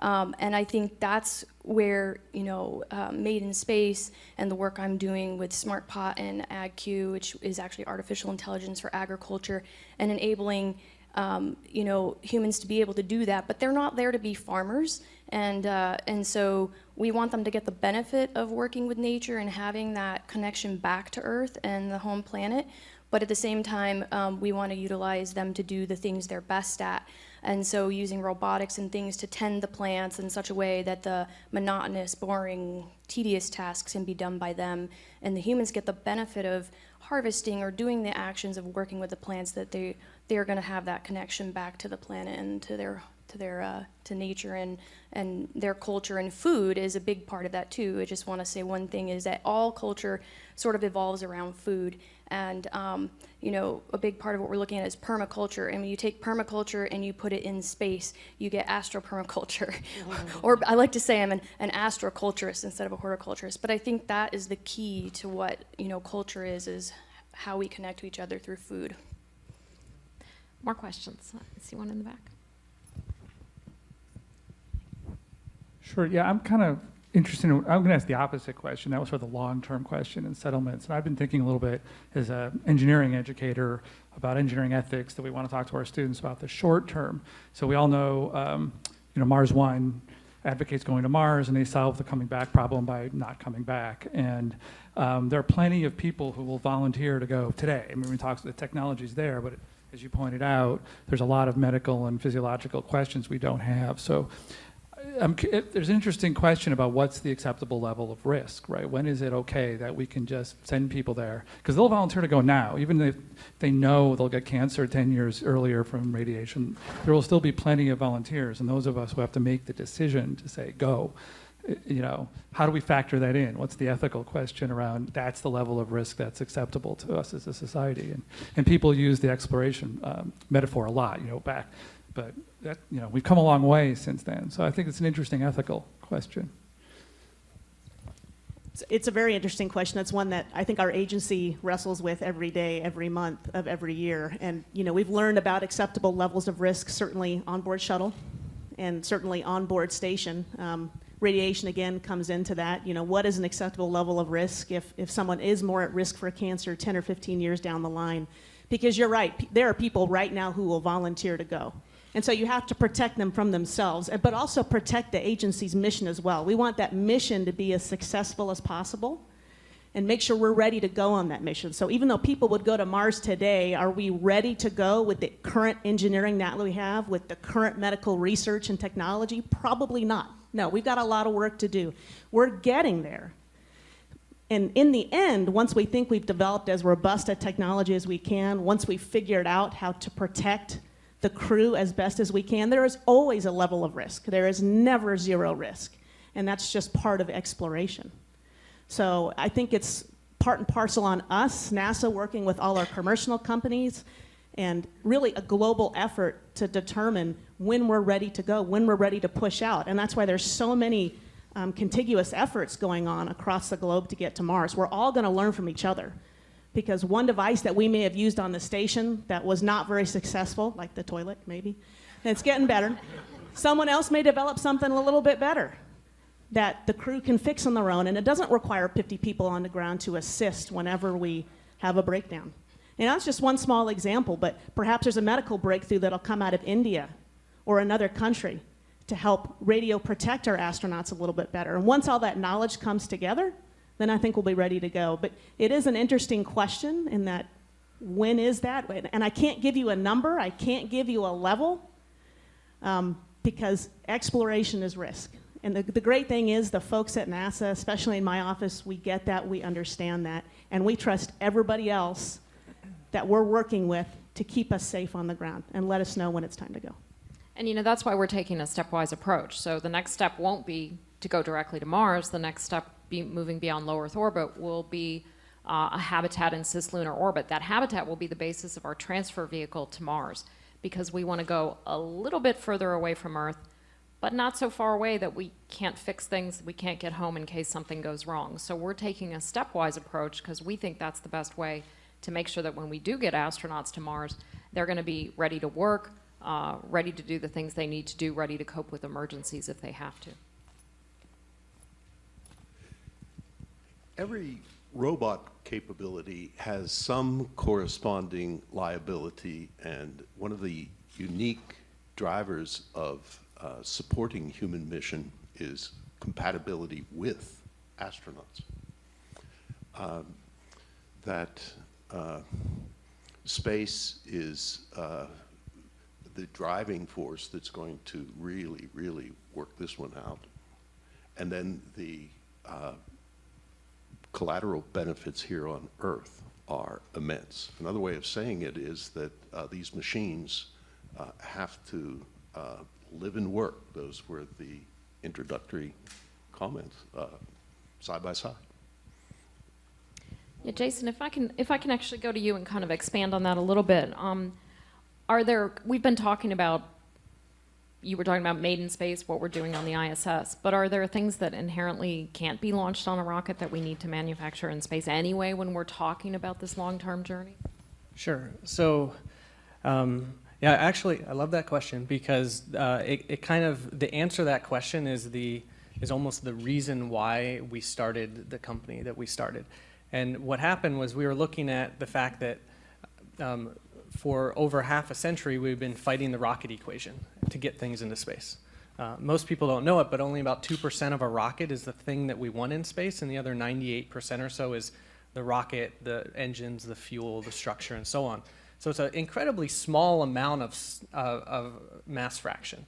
And the reason why is because we're fighting to get things off the surface of the planet out of the bottom of Earth's gravity well, and it takes a tremendous amount of energy to get there. So everything that we put into space now has to fit into a rocket. That means it also has to survive the launch load. So we're constrained in size and in just in geometries and in structural integrity. As soon as you remove the requirement of launch, that 8-minute journey into space, you can create entirely new types of designs. So a spacecraft no longer has to fit into a cylindrical rocket and then open itself up with solar panels. It can just be very, very large. So one of the things that we're looking at with NASA through a public-private partnership called Tipping Points is a spacecraft called Archinaut, Architecture Astronaut, that goes into space and then builds very, very big structures. So imagine a ComSat that goes into space and then constructs a 100-meter aperture antenna that provides global broadband internet to the planet. Those are the things that become capable as soon as you can manufacture on orbit rather than launch and deploy open. And then the last thing I'll mention is there are certain things that can be made off of planet Earth that can't be made on Earth that we would want here, which means we would also want them on Mars or anywhere in between where humans are. So those are the things where you take advantage of the unique aspect of the space environment, microgravity being one of the obvious ones, or maybe the vacuum environment to build things that just can't be built on Earth. So one of the projects we're working on there that will fly on the space station is a new type of fiber optical fiber that has orders of magnitude more efficiency over silica fiber because it was made without gravity. It becomes defect-free in a way. So those are things that, going back to that earlier comment, making things off of Earth that you need on Earth, and that drives an economy. And then by doing that, you just increase the reason why people should be there. And then I think settlement just happens. Questions? More questions from the audience? We got one over here. So this was sort of brought up before, and Bob and I had the Here's your mic. Had the opportunity to experience what was called an avatar. And until that moment, I thought it was all science fiction. But as he said, when you put this thing on, you really immersed yourself in it. Now with VR and robotics, and this is for you, Dr. Whitaker, it seems like a logical progression, a logical step to be able to take over these robots and have a visual stimulus coming to the human mind and to be able to use its limbs and actually have these experiences and not be affected by radiation and the other issues I am not suggesting this in place of humanity going, but I'm suggesting as a step to getting there, and as you said, building the structures, but actually having a human presence there at the same time. And as technology grows, I'm going to get really sci-fi on you, but we might start incorporating technology into our human bodies. We might become a fusion of robotics and organic. And that could be, as crazy as it sounds, a solution to our existence in space. But I wanted to get your thoughts. My language for it is projected existence. And I had early experience of sending the first robots into the highly radiated basement of the 3 Mile Island accident, where no human could go. And of course, it was serious work and cleanup. But in that authentic experience of being there, and robots into live volcanoes in Antarctica, and so many places that are beyond the possibility of my personal presence. And the other is that a fundamental limitation of a human is to be in only one place at one time. So people actually traveled to be here today. And so there are those personal experiences of actually being expressed by having automation on my farm at the same day that we'd be deep in a mine or out in Antarctica. And absolutely the experience is real. It has that sense of being real. And so, it just completely changes, like, who can climb Everest and how? And what is it to be the first into a Martian cave, or to climb the highest summits, or to have these experiences there? And of course, in some of these planetary scenarios where the artifact is mechanical and fed by a renewable energy, it is possible to have projected existence, perhaps even beyond what we think of as a lifespan. Yeah, I'm the first to say it gets out there a bit, but I'm usually not the guy to go there. And I'm mostly a get it done here and now. But this is very, very real for the few who have experienced it to date. And just like your first ride in a driverless car, I just recommend the experience. Maybe I could add one of my experiences there too. So I think a lot about that question because we have this mission control room at Made in Space that connects to the printer on the space station, and in the printer are some cameras, and we have this really fancy software that NASA has installed on our computer that allows us to interact with the printer.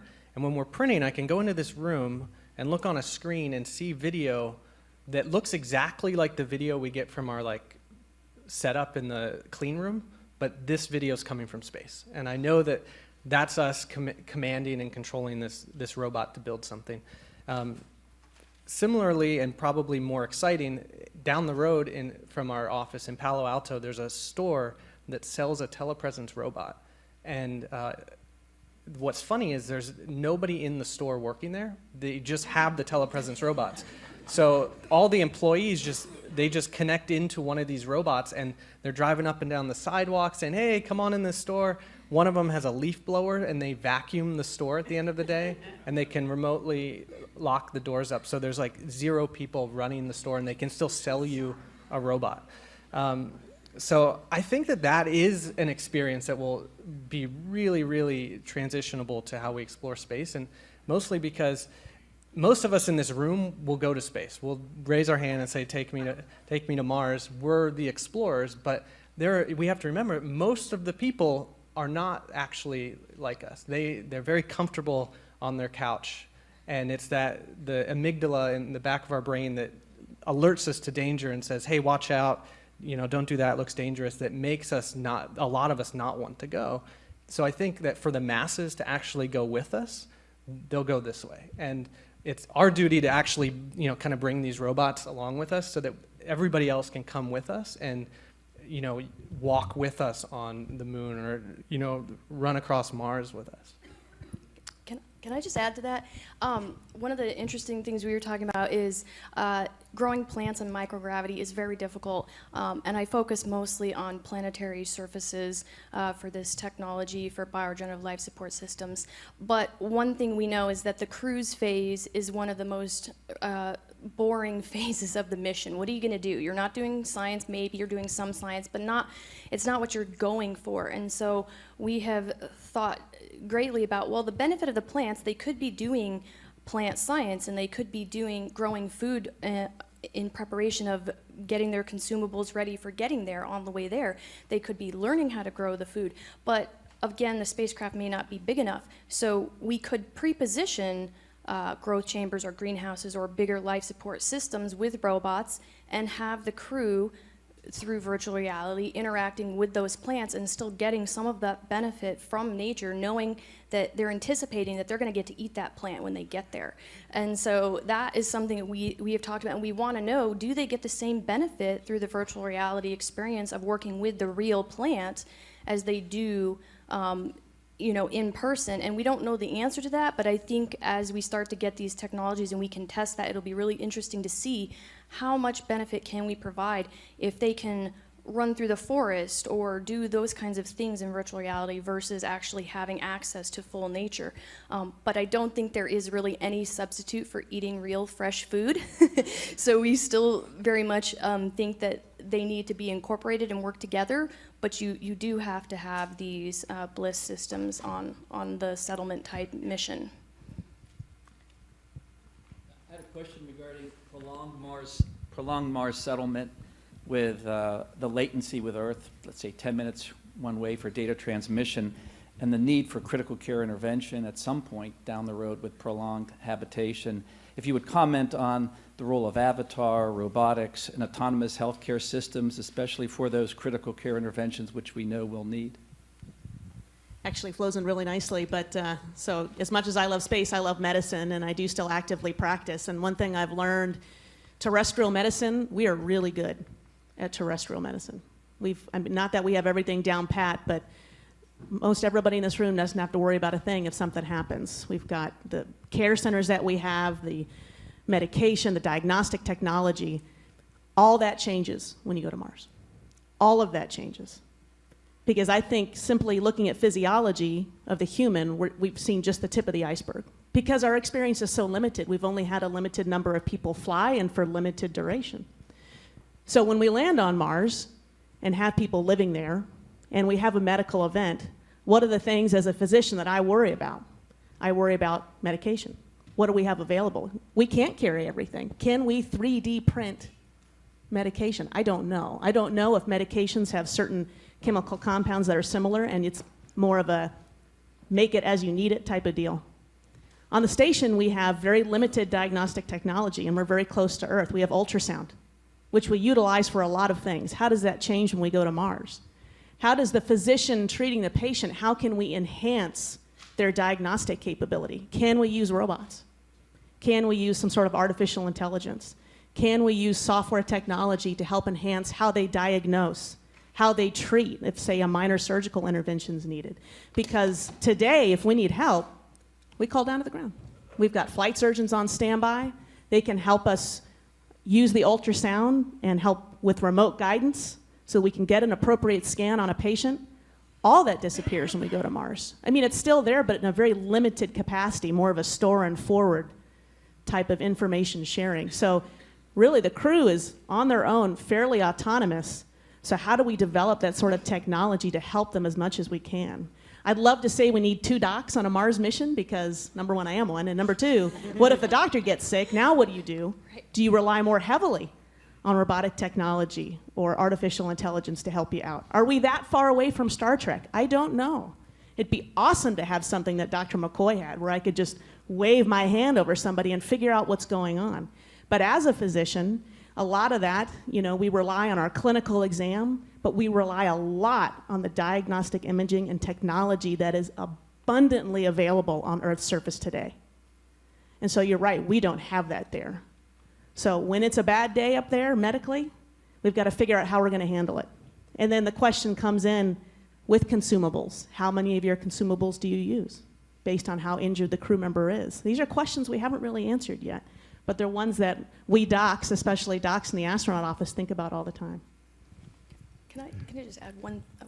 Critical intervention, latency, and intelligence may have quite a role in other than the medical aspect.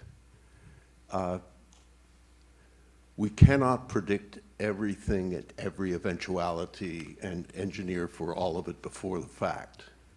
So a Mars version of an Apollo 13 reaction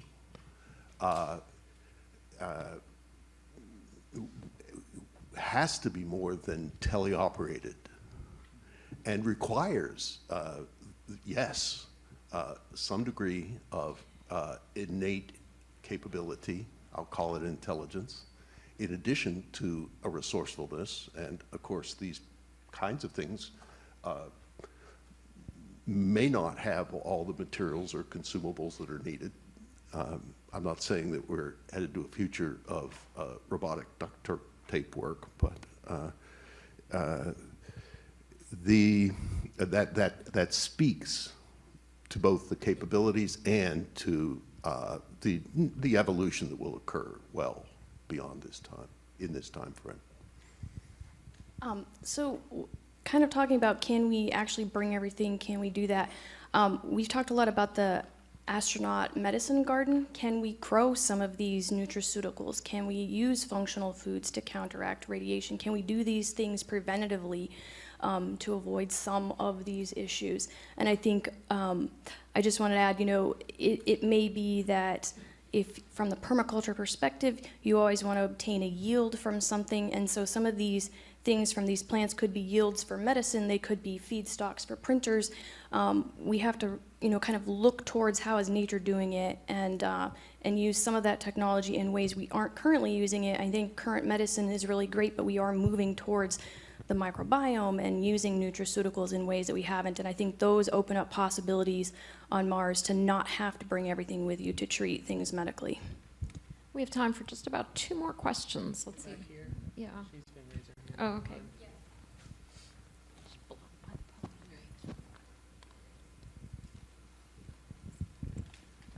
For manufacturing in space, how much pre-processing is needed for the materials in the reasonable future? In other words, how far are we from being able to actually get rid of some of that need to launch more mass by getting materials from asteroids or something like that? Yep.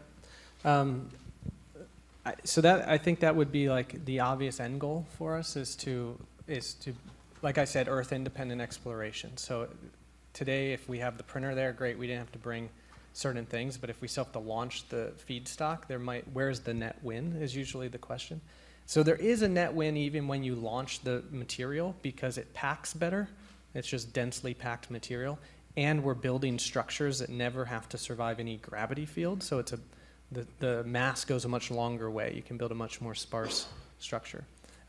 But in the end, we still want to be able to reuse materials that we find in space or recycle an asteroid. So what we're doing today is finding ways to reuse the material that's already on the space station. So there's thousands of Ziploc bags, for instance, that are just get burned up in the atmosphere as garbage. And if we could turn that into feedstock for the printer. So NASA has programs working on that. We actually partnered with Lowe's, the home improvement company of all places, that are also interested in how do you do that on Earth. So you could see some kind of, instead of spin-offs into space, like spin-ups. But in the future, what we want is to get the resources in space and build big things. So probably on the far out end of that spectrum is a program we're looking at with NASA on NIAC program, which is Innovative Advanced Concepts, where we want to turn an asteroid into a spacecraft, which is a pretty wild idea, but basically what we would do is send what we call a seed craft to this asteroid, and it converts it into a set of mechanical components. So there's no electronics, it's just mechanical gears. There's a catapult to fling rocks off of it so it can fly a different direction. And then in that way, when we start mining asteroids one day and you have a mining outpost at Earth Moon L5, the asteroids can fly themselves to the mining outpost. So I think that's our far end of the spectrum, and then we have some near-term things that actually can happen today on the space station. You bridge the gap. One more question.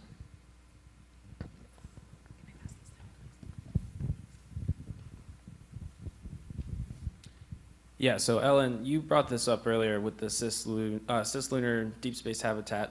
My question for everyone here is, if the opportunity presented itself, do you guys think an analog on the moon for all these Mars habitation technologies would be worth it?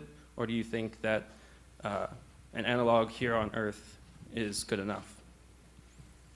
Well, from NASA's perspective, we feel like the systems that we need to majorly test are, we've been talking to bioregenerative life systems, the ECLIS, the whole life support system, reliable toilet, all those support systems that go on, those are the systems that we want to put our energy into testing, which we can do at a cislunar habitat in lunar orbit.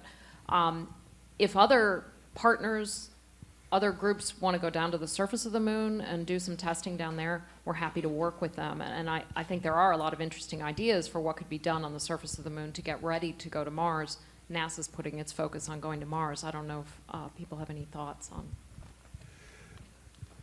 I'm heading them to Mars by way of the moon, and the first destination will be a look at one of these immense pits. So these aren't craters. They are sharp-cut, deep holes that could easily be the size of this building. And they're interesting because some may be entrances to the caves, and where the cave systems are vast on Moon and Mars. And some of the challenges for human presence are hot and cold, radiation, micrometeorites, and one ready-to-go solve could be the subterranean existence. As humans, we were cave people at one time. It's not a bad way to go. And it's an example of something that could be done in the exploratory analog, or to really, really test some ideas out. Excellent. I want to thank our panel today. This is amazing. We really are on our way to Mars, as the president said a few days ago. And I want to thank you all for your insights into that, and thanks to the audience for your questions.